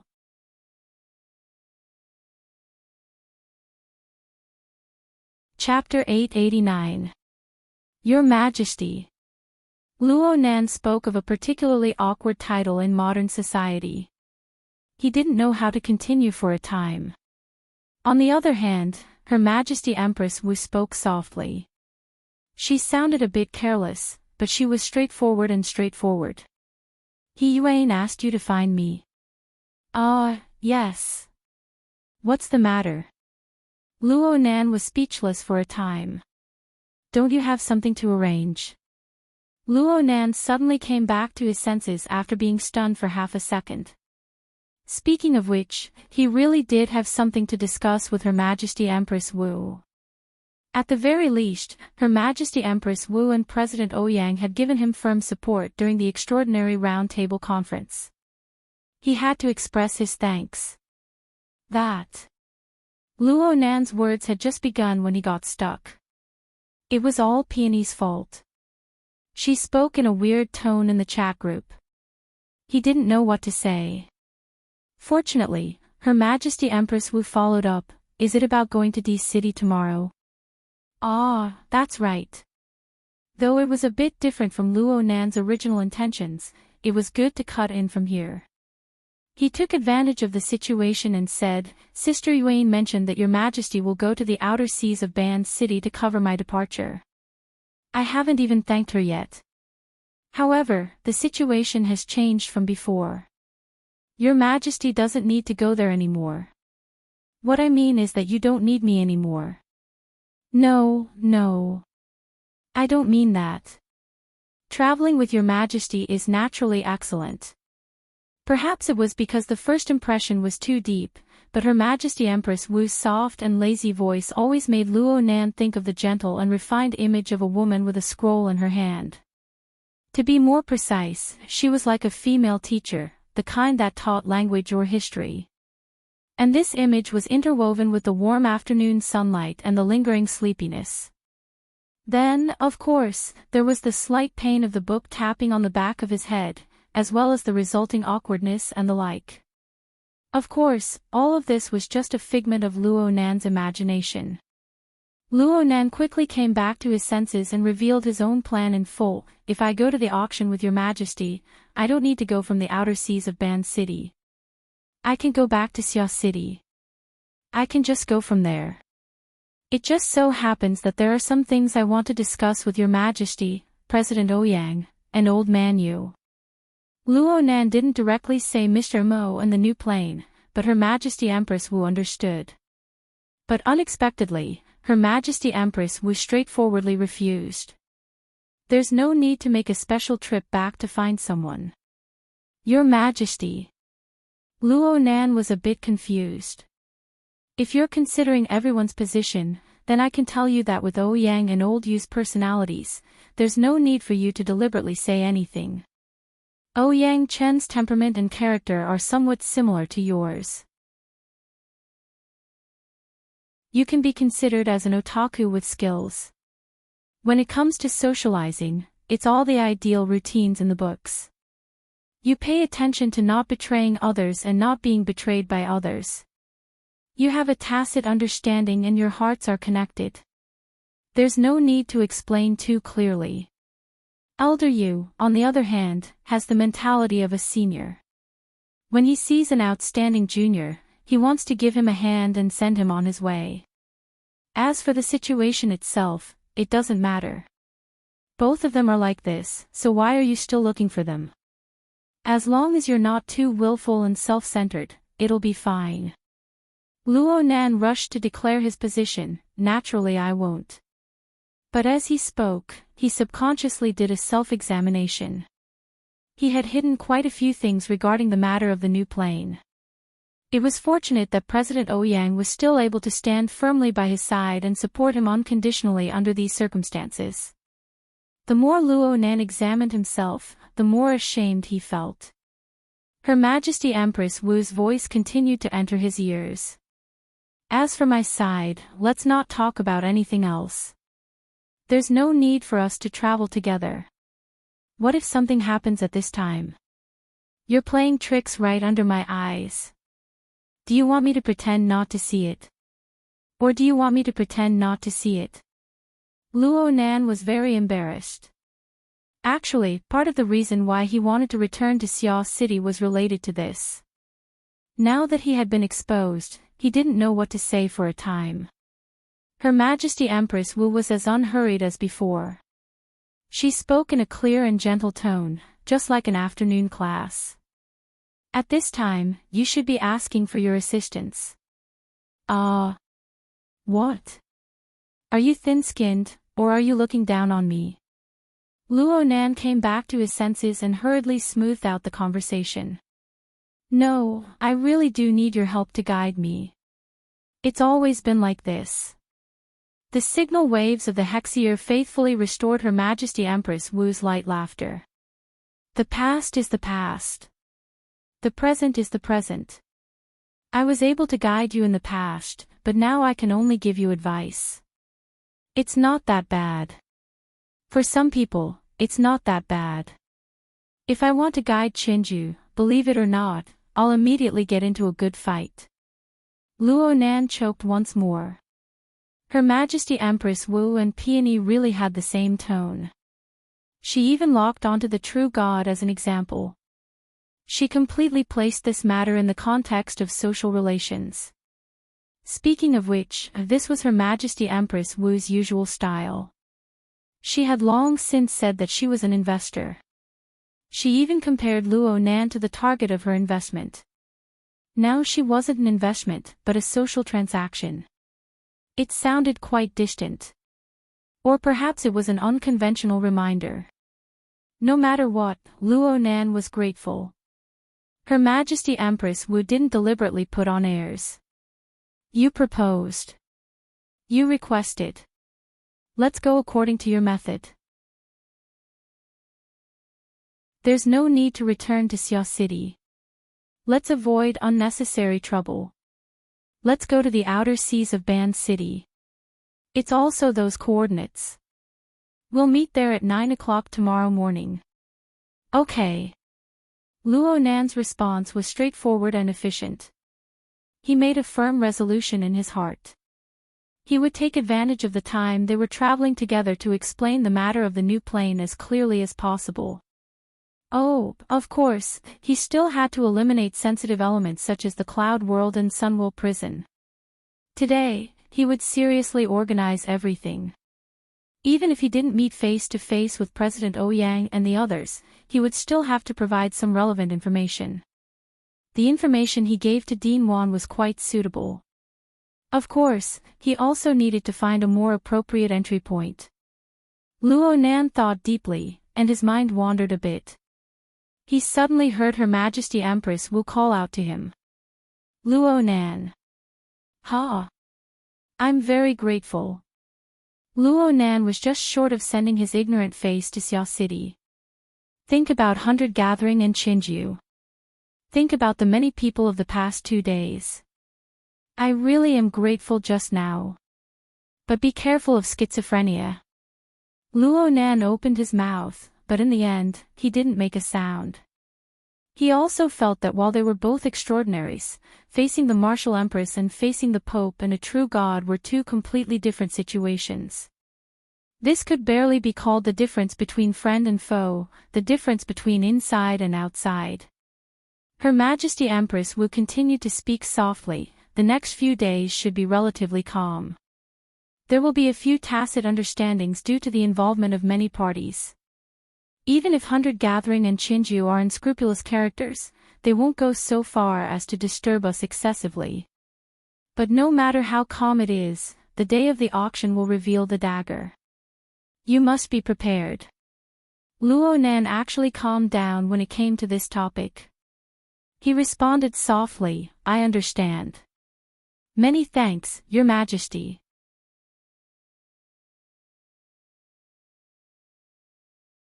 Chapter 890. Sure enough, the following matters on the surface were as Her Majesty Empress Wu had described. She was at a level where she wouldn't be affected if she didn't deliberately observe it. However, it was unknown how many bubbles were changing and dying in the depths of this seemingly slow state. It looked like the same body of water, but with the passage of time, it was likely to be different. Under such circumstances, it was Tuesday before they knew it. Today was May 14th. It was also the day Peony had released an advertisement. 2 experts in ecology would hold an academic lecture in Acumen College's great auditorium. Luo Nan certainly wouldn't be able to support them, but he had already obtained the relevant courseware and materials from Peony last night. He hurriedly studied it twice, feeling quite emotional. However, his main focus was still placed within the hazy and shattered Misty Labyrinth, as well as the virtual brain system that had continuously operated for over 30 hours in the inner universe. Within the Misty Labyrinth, Rue Wen's search and the observation of the lens had already made some progress. As for the inner universe, this simulator relied on the external neuron structure and Luo Nan's formidable computing power to simulate it. Using the brain in a jar mode, it imported a huge amount of external data and executed an extremely complex automatic editing process. Up until now, there was still no definite outcome. This didn't mean that the automatic editing process was a mess. In fact, the results produced by the simulator at this stage were already quite impressive. Impressive to the point that it was a bit excessive. Right now, the virtual work area in front of Luo Nan reflected a dark red glowing mist. Hundreds and thousands of specks of light were scattered within. At first glance, it looked like a nebula in the depths of the universe. It was a bit similar to the scene reflected by the lens. But there was a fundamental difference between the two. The nebula scene produced by the lens was a combing and mapping of the complex and deep misty labyrinth. It embodied the result of simplifying the complex. It was just that it was embodied in an intuitive manner in the end. It was roughly equivalent to a slideshow.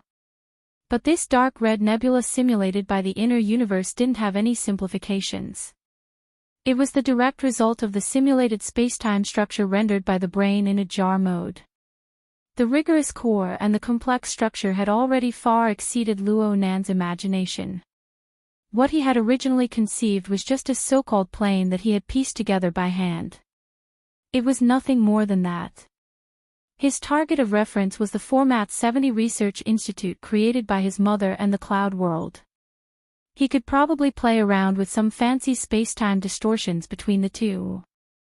It would be fine as long as it looked larger. But this dark red nebula, judging from the logic, parameters, and results of the simulation, to truly replicate it in the real world, the diameter would need to be about 10 or 20 light years. That's right, the unit of measurement is light years. Moreover, this so-called nebula was not the same concept as what was taught in textbooks. It was definitely not just a cluster of interstellar gas and dust but the result of the interlacing, squeezing, and twisting of multiple spacetime structures. Inside, there were star systems similar to the solar system, as well as spacetime interfaces of other dimensions. The maze of mist collided with the space of Earth, and the broken pieces and rules interweaved to form a world of clouds. Such examples were everywhere in the dark red nebula. In the simulation results, a diameter of nearly 20 light-years showed thousands of relatively complete but completely different spacetime environments. They were not only distributed by the simple structure of planets and space distance but also interfered and segmented through the complicated multiple spacetime structures, creating all kinds of astounding independent spaces.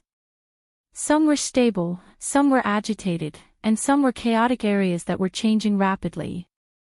There were quite a few of them that even exceeded Luo Nan's perception and impression of spacetime environments. He was dazzled looking at them, but they did not exceed the basic theory of spacetime configuration. The more he observed and pondered in depth, the more he gained new insights and comprehensions towards the usage of spacetime structures and the laws of change. Such a simulation probably already used the imported data to analyze and utilize it to the pinnacle. Then again, what kind of data and simulator framework could be used to create such a scalp-numbing complex spacetime structure? This was not a simple image. Whether it was macroscopic or partial, there was some basic logic of spacetime configuration behind it. Even though the resolution of the spacetime configuration of the details was far from clear due to its vastness, the basic design could already be said to have no origin, no foundation. Luo Nan was extremely doubtful. Would such a simulation have enough computing power to string together all the supercomputers on Earth? No matter how mystical the external neuron was, no matter how abundant the computing power gathered by the alter spiderweb, it was impossible to have this kind of effect. It was to the point where he suddenly had a strange thought. Perhaps this was just a copy and decomposition of a certain real environment. Perhaps such a complex and chaotic spacetime region truly existed in the depths of the boundless universe. Its information existed within the enormous information flood of the sun will hell. It was also possible that the external neuron's bottomless data reserves were imported and reorganized by the inner universe. Otherwise, it would be impossible to explain how this grand, rigorous, warped, and absurd architectural blueprint was simulated. It was so realistic that it made one feel suspicious. In any case, the current simulation results and environment settings were already far too impressive. It was so impressive that Luo Nan did not know what to do with it. Clearly, it was impossible to forcefully stuff such a complex and grand environment into a spacetime fragment. If he forcefully did it, he would probably be unable to create a basic outline even when the heat of the universe died. He would have to make a choice from within. How should he choose? Should he extract a fragment from the corner and use it? As mentioned before, there were thousands upon thousands of complex spacetime structures here. Every piece had its origin, and each piece had its own specific reason for being formed. Even if it looked passable on the surface, it would immediately be full of flaws if one were to delve deeper into it. Well, even Luo Nan himself knew that he had sunk into a rut of pure technical thinking. It was rather hypocritical. Moreover, the most fundamental basis was the large-scale fragment that was suitable for operation. No matter how well the blueprint was drawn, it was meaningless if it could not be executed. But was there really no perfect plan? Luo Nan stared at the dark red nebula in a daze. Yin Luke, dressed in a white-collared outfit, walked in cautiously and knelt by Luo Nan's side. Enla did not dare to make a sound and disturb Luo Nan. Instead, Luo Nan was reminded. He looked at the system time and saw that it was already 8:15. The appointed time with Her Majesty Empress Wu was about to arrive. According to the plan, he did not really have to go to D City with Her Majesty Empress Wu, but he had to have a long talk with her during this time. He had to express his attitude and strive for her support. He could not be late no matter what. He could only temporarily separate himself from the confusion brought by the dark red nebula. He looked at Enlo. What's the matter? Master Shou has already sent over 3 sets of exoskeleton frames. They are all version 2. Oh, bring them over. I still want to try them out. The so-called version 2 was the improved version that Luo Nan had proposed to the veteran before his conflict with the Amaterasu order combined with Dean Wan's suggestion. As for the version 3 that was adjusted according to the injuries of his entire body yesterday, it involved many technical issues. It was still being mulled over by Dean Wan, but it was certainly too late this time. In other words, Luo Nan had to take the risk of being injured a second time if he pushed the perfect body. In fact, his current injuries had yet to heal. Even though he had gone to Claw Island to recharge his batteries yesterday afternoon and repaired his body with the support of the night-level basic internal colonization biochemical reactor, he would not recover that quickly. Right now, he was truly in a half-crippled state. He needed the assistance of a wheelchair. Equipping version 2 of the Ox Demon exoskeleton did not do his body any good. Enlu had a rough idea of Luo Nan's current situation. But after a series of inconceivable changes, she was already used to acting according to Luo Nan's will. She had absolute confidence in him.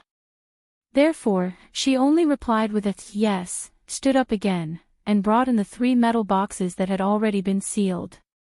During this time, she glanced at the corner of the living room. Over there was the angle between the sliding door of the master bedroom and the inner wall of the ship. Snake Tongue was still in her traditional attire, silently kneeling. However, her body was already leaning against the corner. She was muddle-headed, her thoughts unknown. It was quite different from her usual proper bearing. There was nothing wrong with saying that she was unconscious. Luo Nan noticed Yin Li's line of sight and casually explained, "She's lost." Yin Li didn't quite understand. She only knew that Snake Tongue had been ordered by Luo Nan to do internal testing for his latest design. The Blood Flame Order's followers under the Blood Soul Temple system had the same mission. However, it seemed that Luo Nan's design had yet to truly land. The later batch had yet to officially join. Looking at Snake Tongue's current state and Luo Nan's own mood, the design and internal testing work were not progressing smoothly. She heard Luo Nan sigh just as she was thinking, "The map is too big. What should we do? Delimit the starting area. Then we need a plot thread to connect," Yinlo blurted out. In fact, Luo Nan's earlier words about the internal testing of the game had given her a strong first impression. She instinctively entered into her former professional domain. Back when she was the manager of the flagship store of Frost River Reality in Xia City, she had done quite a bit of research on large-scale game operations. Luo Nan was startled for a moment before he laughed. "You really think we're playing a game? You can't just write a plot thread." Oh. The Innerverse simulator really did have a plot design function. However, Luo Nan's understanding was that it should be more similar to the offline test questions from back then. It was similar to the setting and plot of an RTS game. It would design a large background and tactical goal, then create a difficult problem for the tester and so on. He wanted the simulator to create an RPG plot. Was he really developing a game? Plus, it was an intelligent editor under the mechanism of chaos. Only the heavens knew what sort of toy would come out of it. But he still had to give it a try, right? Let's not talk about anything else. It would be enough if he could unearth a novice village from within. It would be convenient to cut into this numerous and complicated world and facilitate the initial construction. The inspiration and train of thought that had just been activated made Luo Nan begin to consider the relevant possibilities. He asked Enrich seriously after a while. Are there any ready-made game scripts and the like?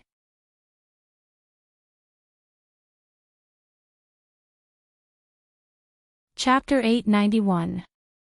Over the past 2 days, the sun and the surroundings of Ban City had been rather reserved. Most of the time, the sun was hidden beneath thick clouds or mixed together with the mist on the surface of the sea. Occasionally, a speck of gray-white light would be revealed. It was lifeless and gloomy, just like a story. But no one knew if it would be like this tomorrow or the day after. The flying devil ray liked its current environment quite a bit. It swung its well-developed pectoral fins, controlling the airflow of the sea to hover steadily in midair. Enrich had fed it quite well during this time. It was plump and strong, and its streamlined body would naturally produce exquisite and detailed deformations when it stirred the airflow. From the inside to the outside, it formed a cavity with special functions. These internal and external cavities coexisted with tenacity and fragility, but they were especially rich in changes. They were constantly switching and adjusting. This wasn't an innate instinct of the devil ray. Instead, it was the result of Luo Nan referencing the weapon configuration design of the virtual brain system. Luo Nan had continuously trained it for over half a year, basically forming a nerve reflex. It made excellent presets for the construction of the infrasonic wave array structure, and it also increased the devil ray's perception and offensive changes. It must be known that this fellow possessed considerable electromagnetic abilities. If it could be utilized properly, it could be used as an exoskeleton module in certain situations. In fact, Luo Nan had given this devil ray the name Cheat. Unfortunately, Zhang Yingying and her group felt that this name was rotten to the core. And this big fellow, who was exceptionally irritable due to its mutation, wasn't as cute as Ink and Jerry. It was normally called the Devil Ray, and this name gradually faded into oblivion. Luo Nan stood in the head region of the Devil Ray, one hand supporting the side of its head. This image was probably one of the most feared threatening forms of the world government and the military. Emotional weapon of mass destruction. Mobile infrasonic wave array. Mach 4 slaughterer. Nicknames such as these spoke of the fear and helplessness the secular world had toward the supernatural powers of the inner world. Luo Nan's age and personality made him particularly glaring amongst the group of powerful individuals. But in reality, how much better was he compared to the other in terms of essence? At this very moment, it looked like only civilian fishing boats were operating within a range of 50 nautical miles in diameter. But Luo Nan was able to sense detection equipment coming from the sky, the sea, and many other areas. They were doing their best to break through the interference of the clouds and mist to lock onto his position and pay attention to his movements. As time passed, more and more people joined in. Luo Nan didn't care. This was because this situation had been set in stone ever since he rode the flying devil ray to rise from the bottom of the sea. He had stayed in this region of the sea for a long time. In fact, this was the effect that he hoped to achieve. Mr. Mo and Luo Nan, this combination of 1 and 2, 2 and 1, needed a few more variations. Only then would there be more room for maneuver. Luo Nan feigned ignorance. He allowed the satellites, submersibles, and the like to take pictures and record from afar. Besides, most of his attention was still on the dark red nebula. The inverse simulation of the plane was already too impressive. What he could do next was to make a choice and focus on the details of his construction.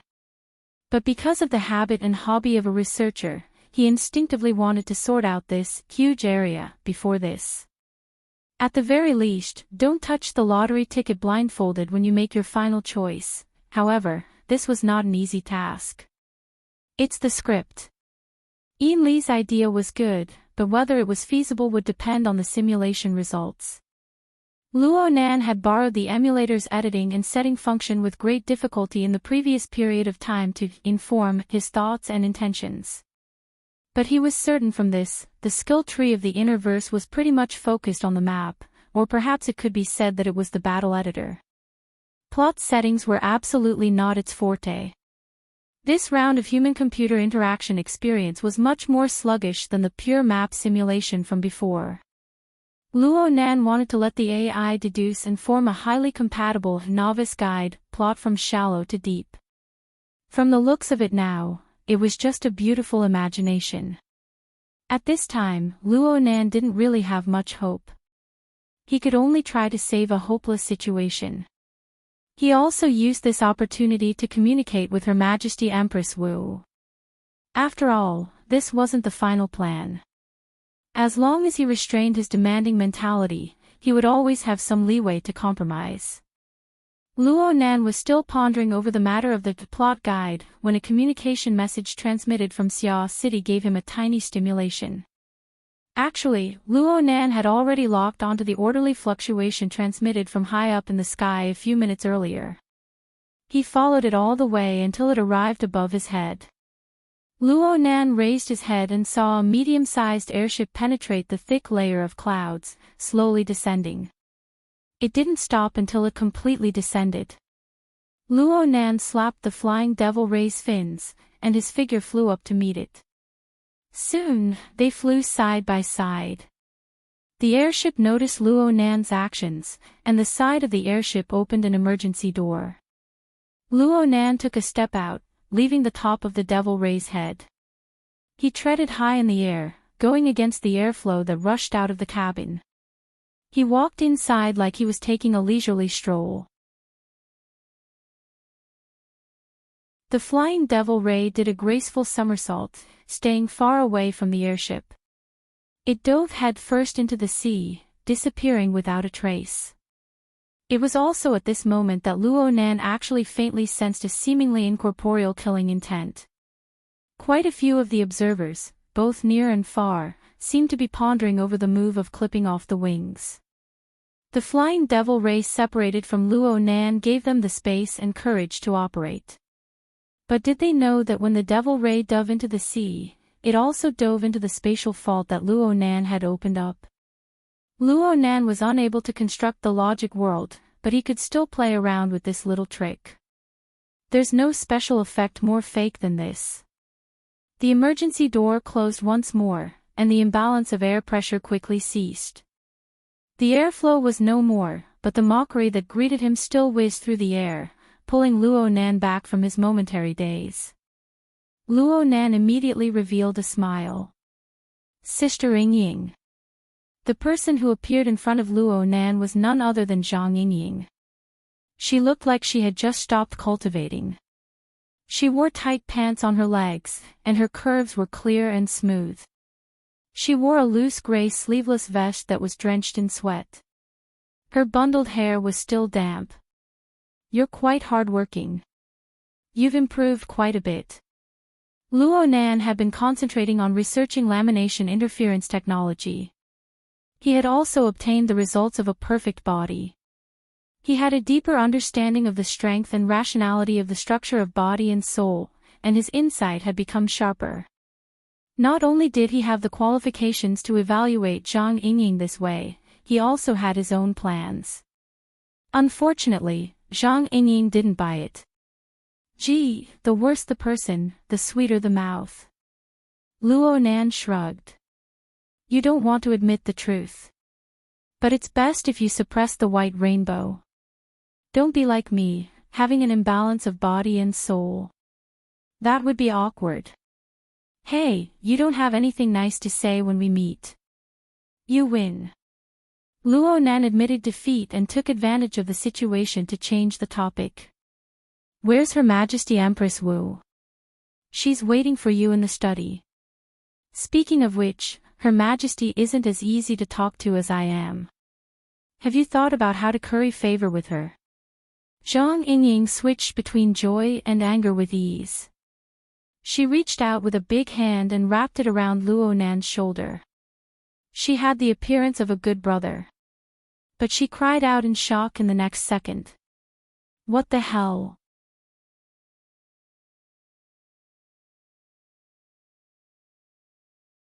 Chapter 892. Zhang Yingying raised her hand reflexively. Her fingertips rubbed twice, quickly dispersing the cool dampness.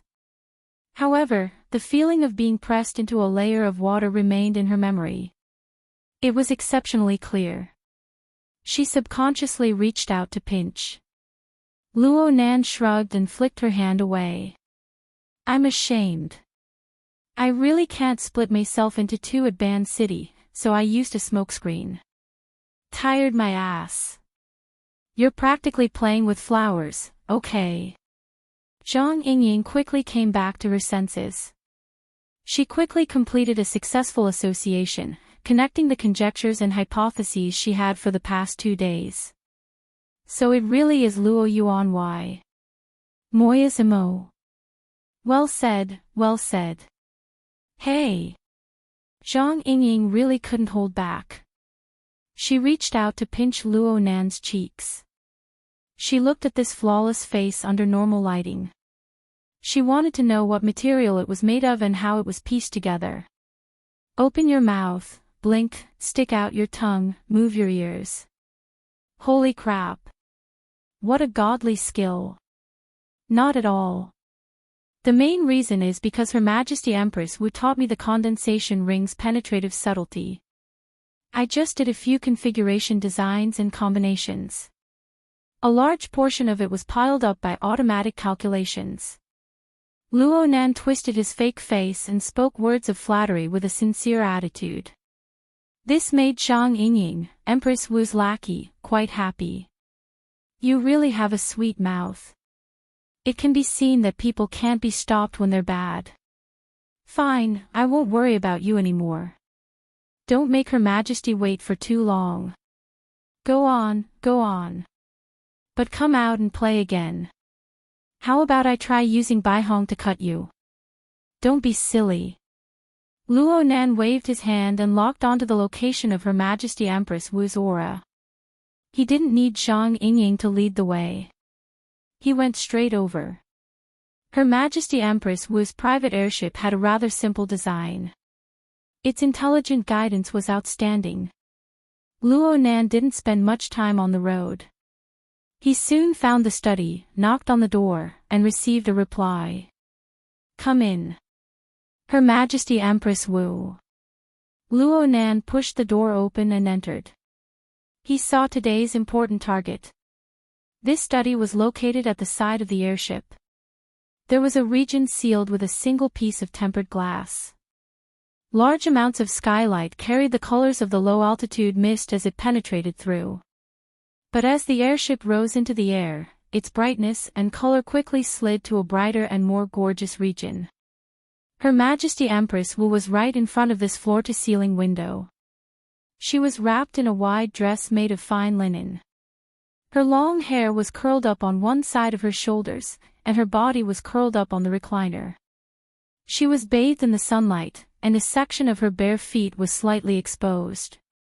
A scroll of paper was placed on her chest, and it seemed that she had just put it down. This situation and this scene could satisfy Luo Nan's most typical image of a literary woman. If he were to do a sketch, he would be able to delightedly start writing right now. Of course, if it was possible, Luo Nan wanted to depict the exquisite structure of the extraordinary power of this super expert before his eyes. This super expert had a deep and serene aura, a dangerous peak, and a strange rise upon careful examination. Analyzing the lamination interference, creating a perfect body, and a series of research had already solidified his corresponding foundation and honed his unique insight. Under these conditions, a serious analysis of an extraordinary's body and soul framework would yield different results. Unfortunately, he didn't have the chance to observe further for the time being.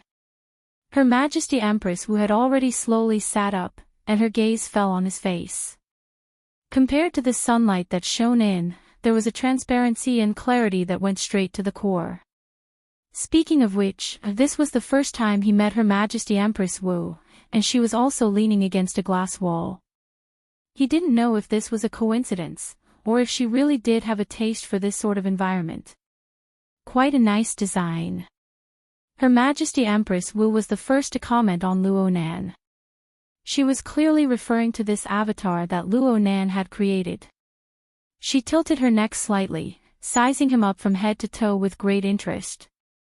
It didn't matter if she had heard the conversation between Luo Nan and Zhang Yingying, or if she possessed an even sharper insight. In short, she was indeed in the know, and Luo Nan had achieved his goal of informing her. But this was just a prelude. There were some things that he needed to explain in greater detail. A large part of the reason he came today lay in this.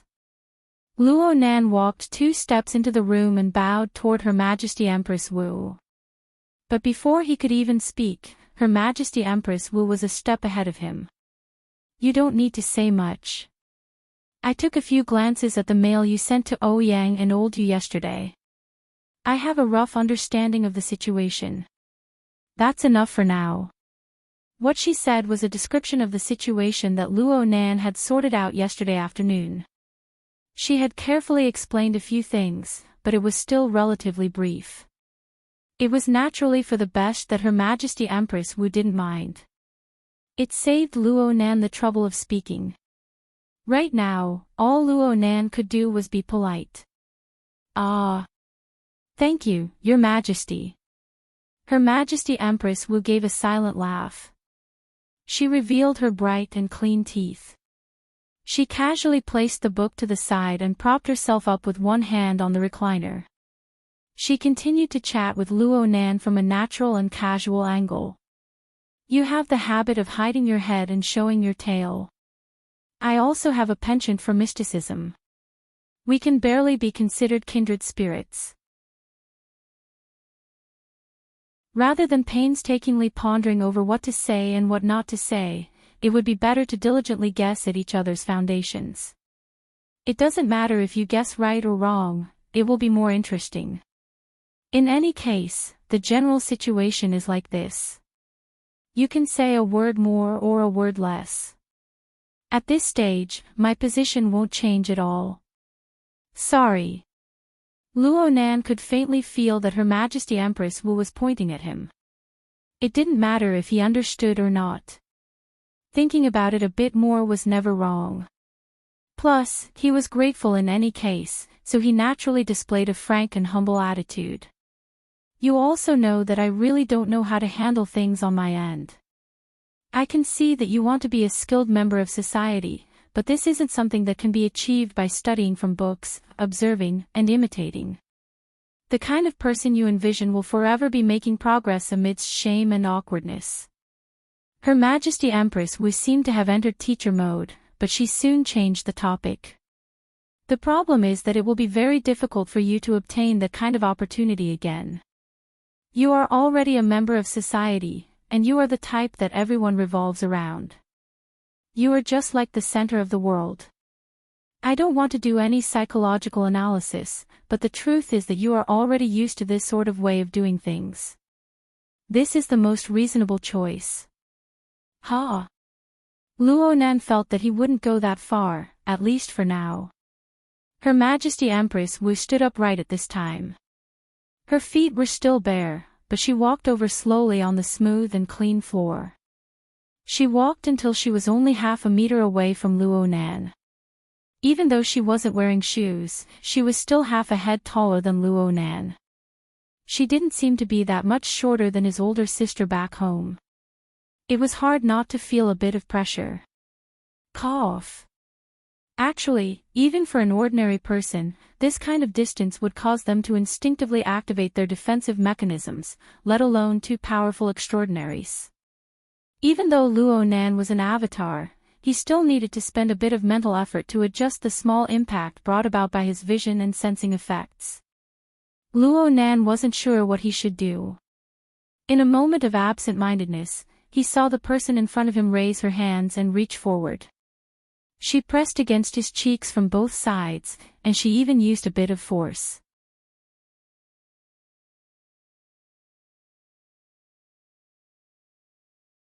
Chapter 893.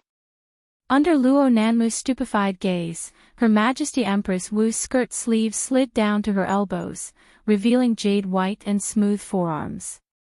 Her clear gaze shot straight through the narrow passageway formed by her two arms, and their gazes intersected. This action was somewhat similar to what Zhang Yingying had done earlier, but how could it be the same? Luo Nan was truly a bit stupefied, so much so that he missed half a sentence. Luckily, Her Majesty Empress Wu quickly spoke, her voice clear. This is the masterpiece of Luo Yuandao and the others.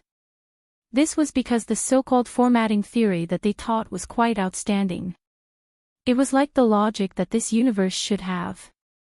Even if the framework was too strict and caused one's growth to be delayed, as long as one kept digging within the framework and relied on the logic of formatting theory, one could deal with many things. And until now, those idiots outside haven't given you a single question that's beyond the syllabus. Are you talking about me? Luo Nan came back to his senses in a half-awake state. He struggled out of the bewilderment of his basic emotions and instinctive reactions. He vaguely felt that he had heard similar words before, but he forgot whether or not they had come from Her Majesty Empress Wu. The point was, he had always been happy with such expressions, so he took the opportunity to catch his breath and bowed his head in thanks. Thank you for your praise, Your Majesty. Do you understand it that way? Her Majesty Empress Wu laughed involuntarily. She withdrew her hand under Luo Nan's confused expression, but she still maintained her current distance. She looked down at Luo Nan's eyes. Do you think I'm praising you? Let's just take it that way. But forgive me for being blunt, there's no future in the mental path. Luo Nan had forgotten how many times he had fallen into an awkward situation where he was unable to continue the conversation. The most direct reaction in his mind was preposterous. It must be known that the Iron Triangle of Xia City, including Her Majesty Empress Wu, were all on the mental side. A feeling of absurdity filled his chest. However, when it came to a technical discussion, even if it was more macroscopic, he still maintained his composure and found the corresponding logic. Your Majesty, do you mean that we shouldn't focus on the spiritual side, and that we need the material and spiritual sides to go hand in hand and interact with each other? What he did not say was, just like Raven. Yet here, Her Majesty Empress Wu carried out her mysticism, smiling without saying a word. Luo Nan's chest felt a bit stuffy. He could only continue his train of thought. If this was what Her Majesty Empress Wu meant, then it was quite reasonable. Though Luo Nan had always put special effort into the mental side, he had always used his mother's coupling theory to build a body and soul frame where the God gear and body gear interacted. Logically speaking, it could not be considered particularly biased.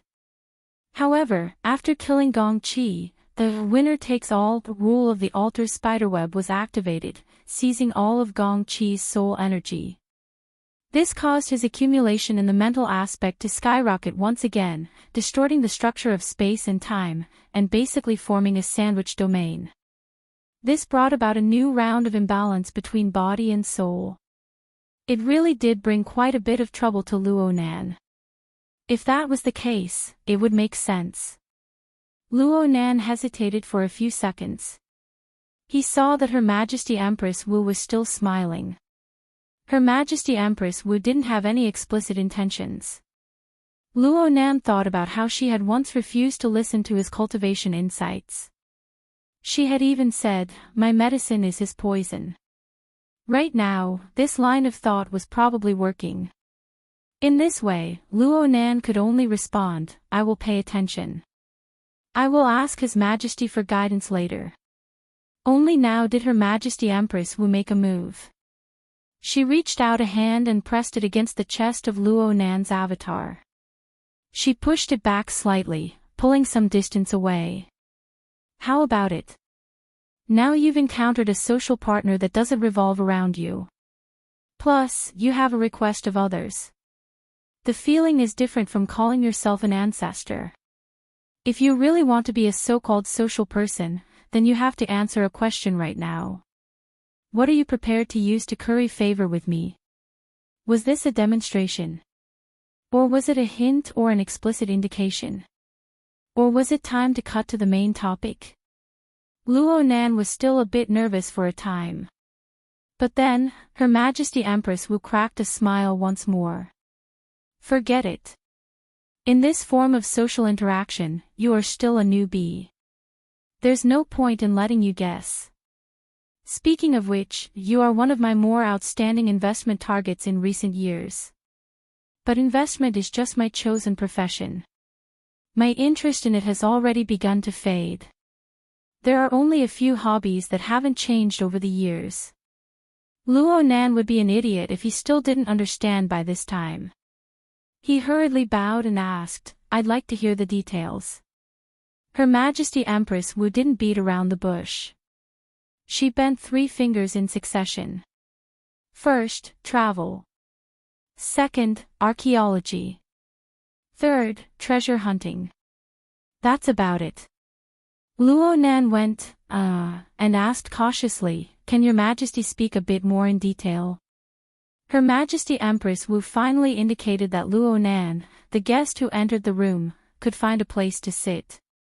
She then returned to sit on the recliner in front of the French window. I don't have enough courage. Forget it. Whatever you say is what you say. Luo Nan forcefully swallowed the ridicule in his throat to maintain the continuity of her words. He looked at her leaning against the increasingly bright light of the sky and spoke unhurriedly.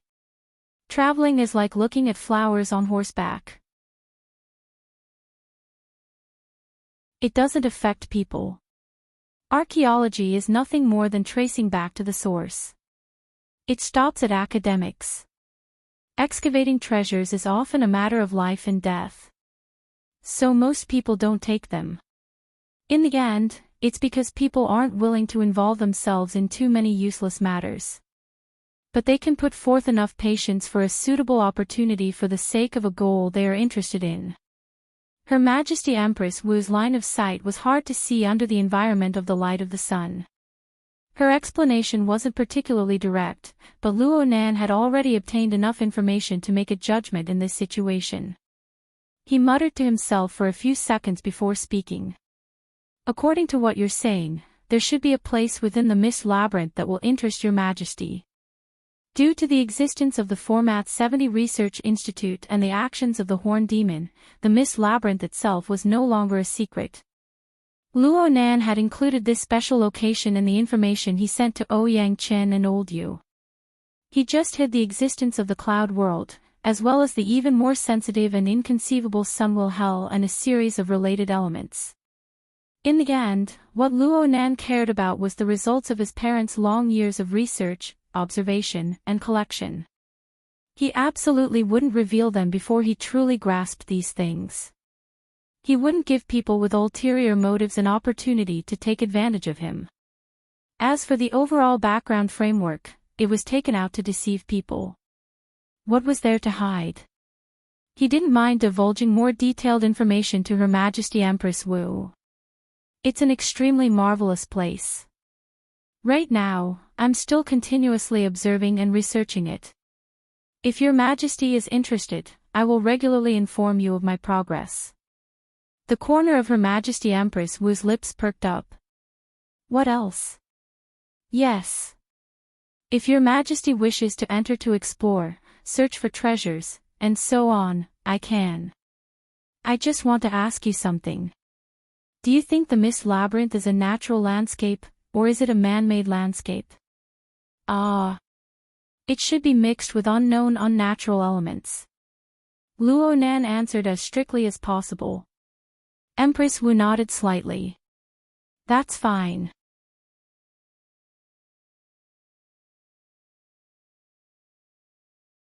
Chapter 894. Her Majesty Empress Wu was quite interested in the Misty Labyrinth. It was probably because she felt that that place was very compatible with her 3 hobbies. She chatted with Luo Nan about many things she needed to know about traveling in special terrains. She chatted about the clues and suspicions of excavating historical ruins. She also chatted with Luo Nan about whether or not there were any hidden treasures. Frankly speaking, I've learned a lot. However, under the mysterious style of the other party, this round of dialogue and teaching had thrown out too many threads, yet they didn't consider the problem of collecting them. Luo Nan's mind was inevitably a bit muddled by the time he came out from the study. His thoughts were twisted into a rather complicated mess. He subconsciously let out a long sigh. After walking a few more steps, he came back to his senses after hearing some of Her Majesty Empress Wu's descriptions. At this moment, the discussion about the Mishti Maze became secondary. However, some terms, such as stunted growth and beyond the scope, became extremely clear. Luo Nan acknowledged that Luo Nan was slow in growth and whatnot.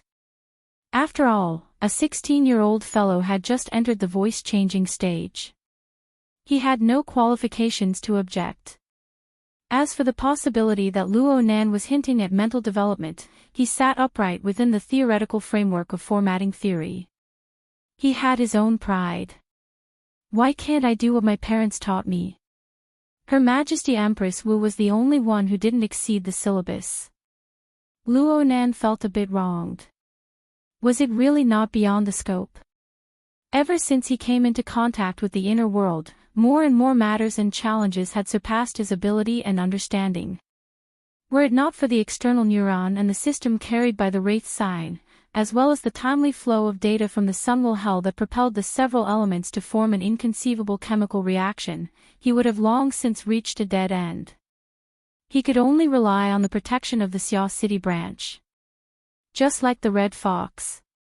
Speaking of which, everything that Luo Nan possessed right now, whether it was the dual systems of the virtual brain and the Wraith sign, or the absorption and precipitation of the flood of data from the Sunwell Hell, formatting theory had indeed played the role of a main axis. This was the basis for Her Majesty Empress Wu's evaluation. However, the more one studied all of this, the more profound and boundless it would become. In the process, the more trouble it would cause. The two were directly related. Luo Nan was faced with a situation that was becoming more and more complicated. It was unavoidable for him to accumulate a sense of exhaustion. "Oh, Luo Yuan, why?" Zhang Yingying greeted Zhang Tai in the same look as before with a towel over her neck. "How long do you want to stay in the airship in this state?" Luo Nan had a new nickname on top of his head. He finally came back to his senses and grinned. "Since I'm on the ship, I must follow her to T-City." Zhang Yingying was very surprised. T-City. If this thing followed him, where would the real body come from? This thing followed. How is the real body coming? Or should I use this thing to go? Yeah, what's that? Zhang Yingying's eyes curved into crescents. Luo Nan slapped his forehead. His vexed mood was like that of a normal person, but he used this opportunity to adjust his state of mind. He strove to put on airs. Zhang Yingying frowned. "In other words, I'll have to spend 10 hours with this thing." Luo Nan was already numb to the terms "this toy" and "that toy." But soon he raised his eyebrows. He was no different from a real person. "We can spar a bit. We'll use this toy." Go to hell. Zhang Yingying understood this quite clearly. Her eyeballs swiveled, and she didn't mind the tide. She extended her arm and wrapped it around Luo Nan's shoulder. "Since it brought your thoughts and feelings over, it can play games. Why don't we start with 10 days? Luo Nan's heart stirred when he heard the word game. He was a bit hesitant. "I've never tried this before. Virtual reality tests the bionic nerve conduction quite a bit. I'm afraid I'll have to do some more testing." "Who asked you to play such a high-end game? Just a projection is enough." "Aw. You mean AR mode?" Luo Nan was a bit disappointed, but he soon thought back to the past. He couldn't help but laugh. "Those on the Lanshan warship are fine too." Ruewen stared at him for a moment before laughing. Then, she quickly waved her hand. Forget it. Some people's levels have risen, and they can't afford to eat plain tea and plain food. I have a helmet here, so I'll provide the equipment. But I'll say the ugly words up front. This is a limited edition. If it gets penetrated by moisture, or if there's an electrical leak, you'll be fined 10 times for destroying it. 5 minutes later, Luo Nan sat cross-legged on the floor in the training room of the airship. He put the legendary limited edition tactical helmet on the head of the avatar and entered binding mode. He connected it to the internal sensors, debugging it with relish. In a sense, this was a high-level test of the perfect body. It was to see if the avatar's structure could conform to the deep physical and structural logic of the human body. If the avatar could deceive the relatively advanced Frost River reality system, then it would be the same as taking another step towards the ultimate reality. When that time came, the only thing lacking would be materials and nothing more. Zhang Yingying sat cross-legged on the floor. She was only 2 to 3 meters away from Luo Nan. Her hands were pressed against the floor as she leaned back. She sized up the waterman avatar, which was more and more indistinguishable from the real one. A long time passed before she sighed. Then she turned on the AR mode of 10 days in the wilderness and started playing online combat. She won 2 rounds without any energy. She was matched with an opponent in the 3rd round when she suddenly heard Luo Nan speak. It's done. It's done. It's done. Today, the two of them were addicted to imitating each other. Zhang Yingying rolled her eyes. Can you use this helmet now? The avatar's head was still buried in the helmet, but it did not really rely on its throat to speak. Its voice was still clear. I've already passed the ability user test. It's a pity that I lack other simulation equipment. It would be perfect if I had the 6 degrees of freedom hero seat. Hey, you're pushing your luck. I'm saying that this is enough. You can try a mental battle right now. The AR mode will be able to test. Sister Yingying, can you help me out? Then what are you waiting for? Zhang Yingying directly exited from the successfully matched game and re-entered. She sent Luo Nan an online invite. Come. It's not a problem to abuse you 100 times on this. Are you sure? Zhang Yingying cracked her knuckles. Don't talk nonsense. Choose your opponent. Holy crap. Kids are very vengeful. Luo Nan's face was sealed under the tactical helmet. His expression could not be seen. However, from the character interface in the AR projection area, one could see that he chose the first of the 4 major character categories: regular, deep blue, fantasy, and mutant. He chose the first category without the slightest hesitation. A military conventional weapon platform and a combat hero. There was also a character. He chose it instantly. The Earth Army's ace firepower user who carried a robotic dog. Hiya. Zhang Yingying remembered it very clearly. 9 months ago, Luo Nan and she first met on ship Lanshan. They played the game 10 days in the wilderness. He used this character to fight from start to finish. As for his battle record, hee. Needless to say, Zhang Yingying gave tit for tat. She also chose the mutant character, Feng Huang. She perfectly recreated the situation from back then. Come on. Let big sister tell you. A little brother is a little brother. He's still a little brother even when he's inflated.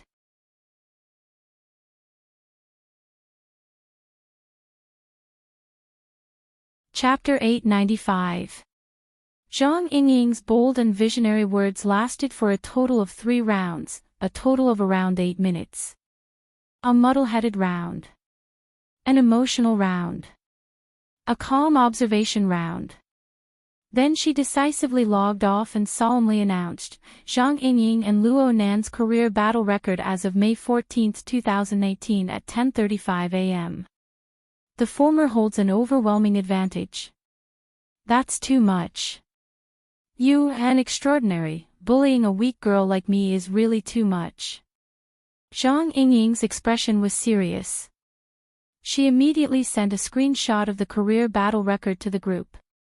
She also sent it to social media. As expected, her wristband began to vibrate continuously in just half a minute. The notifications didn't stop.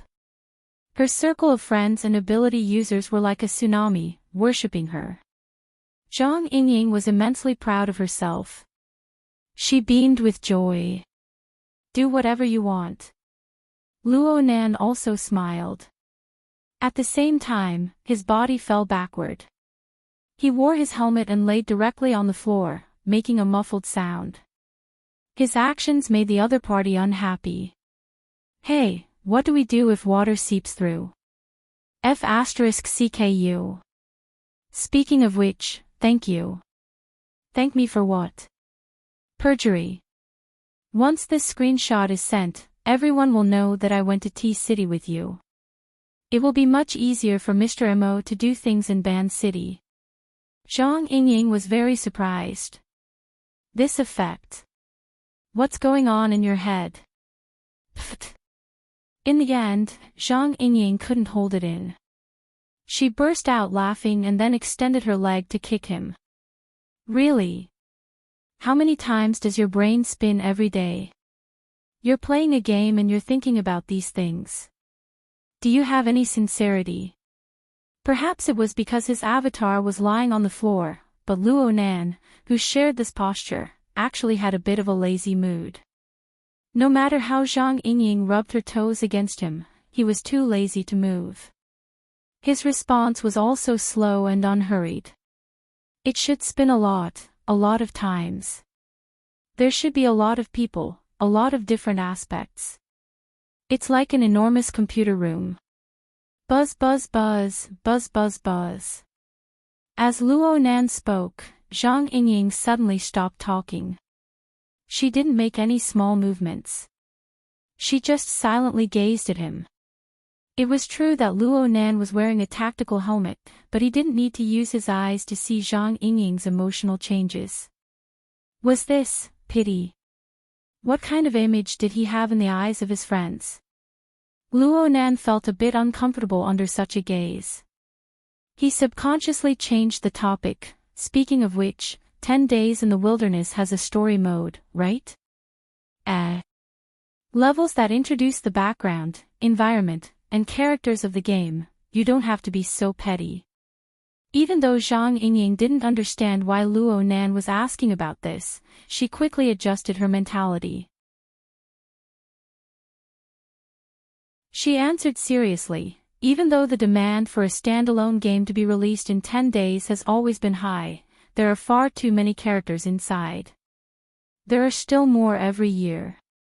It's very hard to take care of all of them. There still isn't a story mode right now. There should at least be a basic introduction. Then we'll have to go to the official website. Luo Nan clicked his tongue.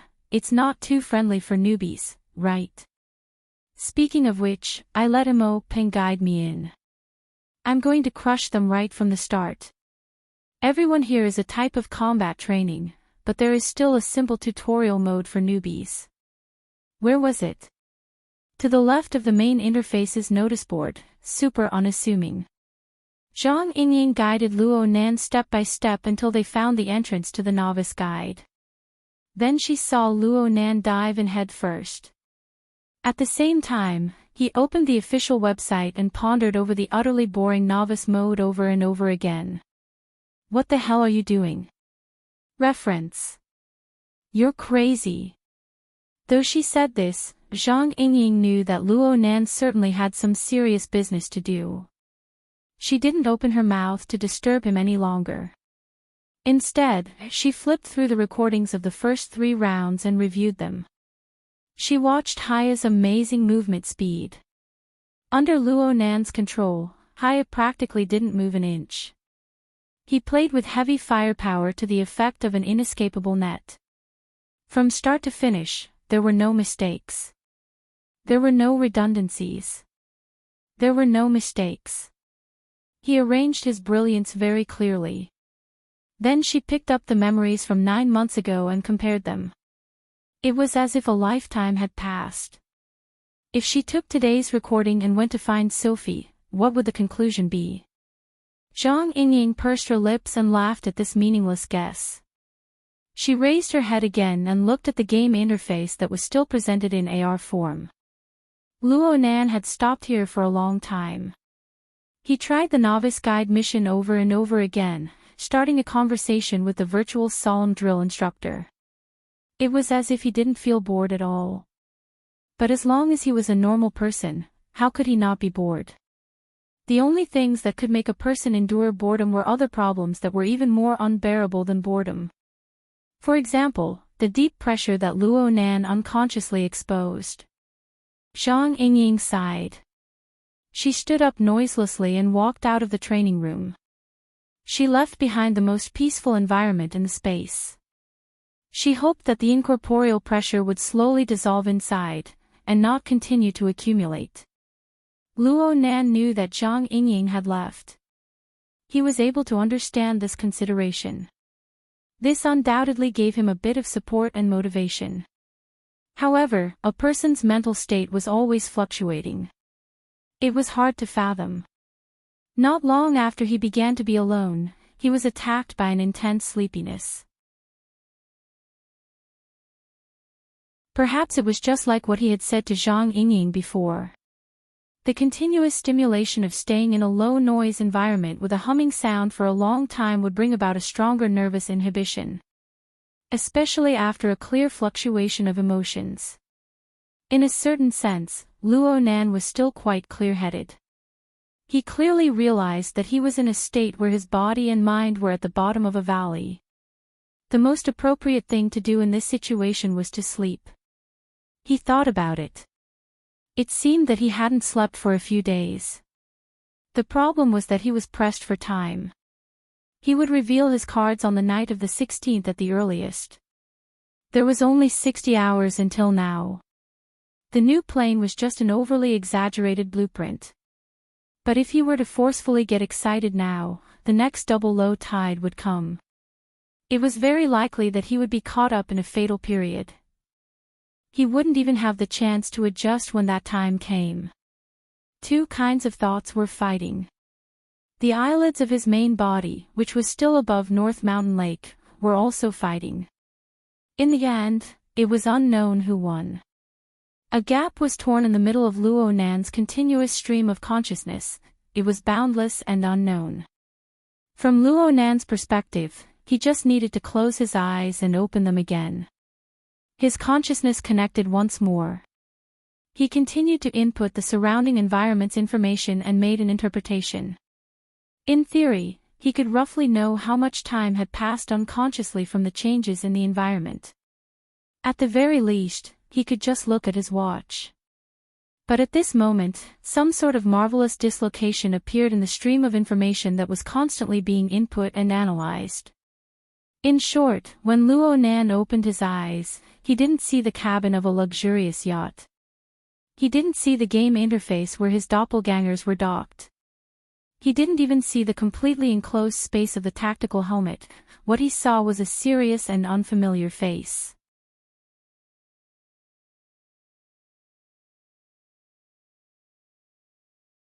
Chapter 896.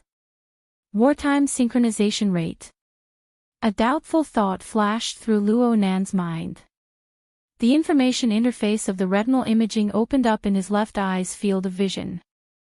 There was a clear list of data, but the words were not words he was familiar with. After a moment of shock, Luo Nan suddenly realized that the sentences spoken by this unfamiliar, serious-faced drill instructor were not the language he normally used. He could understand these languages, words, and symbols without any hindrance. Even when he understood this state of understanding, his body and consciousness were seamlessly connected to this dynamic scene. It was as if Luo Nan was participating in a first-person perspective virtual reality game. He looked at himself in the game and replied loudly. Synchronization rate is 0, Sergeant Major. Did you overtrain? The serious-faced drill instructor's expression was a bit sluggish. Then there was a moment of blurriness. Then there was a very clear frown expression. Your name is Luo Nan, right? If the synchronization rate was 0, you would be lying in the morgue right now. At this time, a new message popped up in his left eye's field of vision. It was the kind of mode that was like an explanation, but also like a maxim. The Tianyuan Spirit Internet is the framework that supports supernatural powers. It is the cornerstone of the self-evolving ladder to heaven. Without the support of the Tianyuan Spirit Internet, the material universe is more ruthless than you can imagine. It was like déjà vu in a third-rate game. While Luo Nan was complaining, he displayed the qualities of a professional soldier in the game. He continued to respond loudly, yes, Sergeant Major. That was what he said, but the current situation was as such. The drill instructor also discovered this. His frown deepened. Maybe you are a person with a complex environment. The recruitment office is probably so busy that their brains are fried. Then, you don't need to participate in the follow-up test. The relay station is under siege. We can't send you to the rear. Go to the confinement room for a while. That might be the safest place right now. As soon as his voice trailed off, there was a dramatic echo.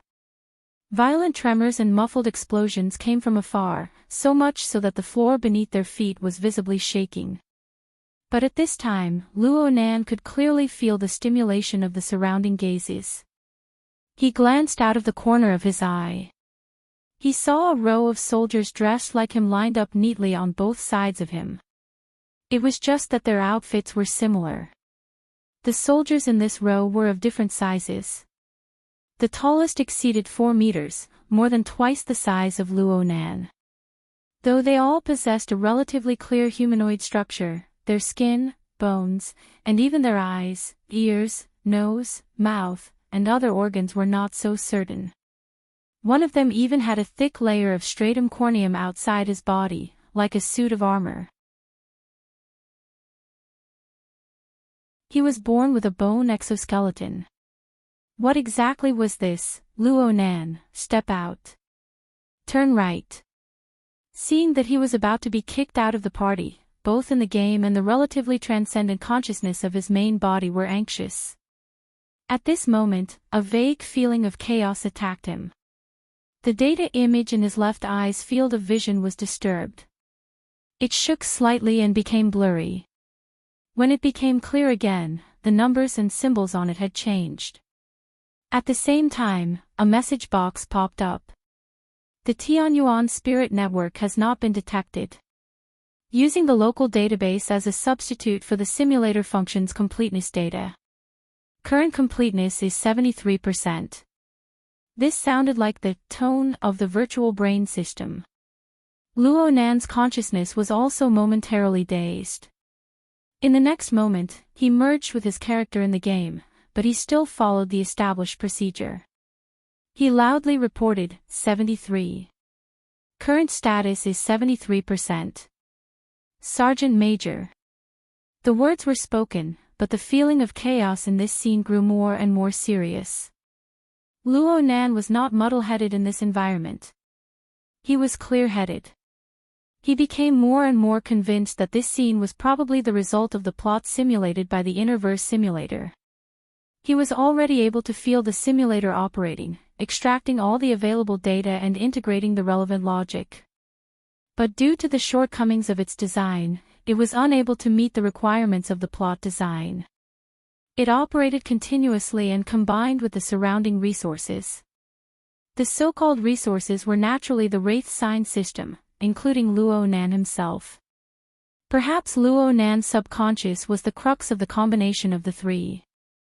The three worked with each other. When Luo Nan entered a sleeping state, they realized an interactive push, pushing the stagnant plot simulation forward. In other words, Luo Nan was really dreaming. He was dreaming in a typical lucid dream. This was an interesting yet absurd solution. The virtual brain system and the wraith sign system gave way to Luo Nan's self-awareness when it came to this kind of creative matter. Luo Nan subconsciously used the tools at hand to deal with this difficult problem.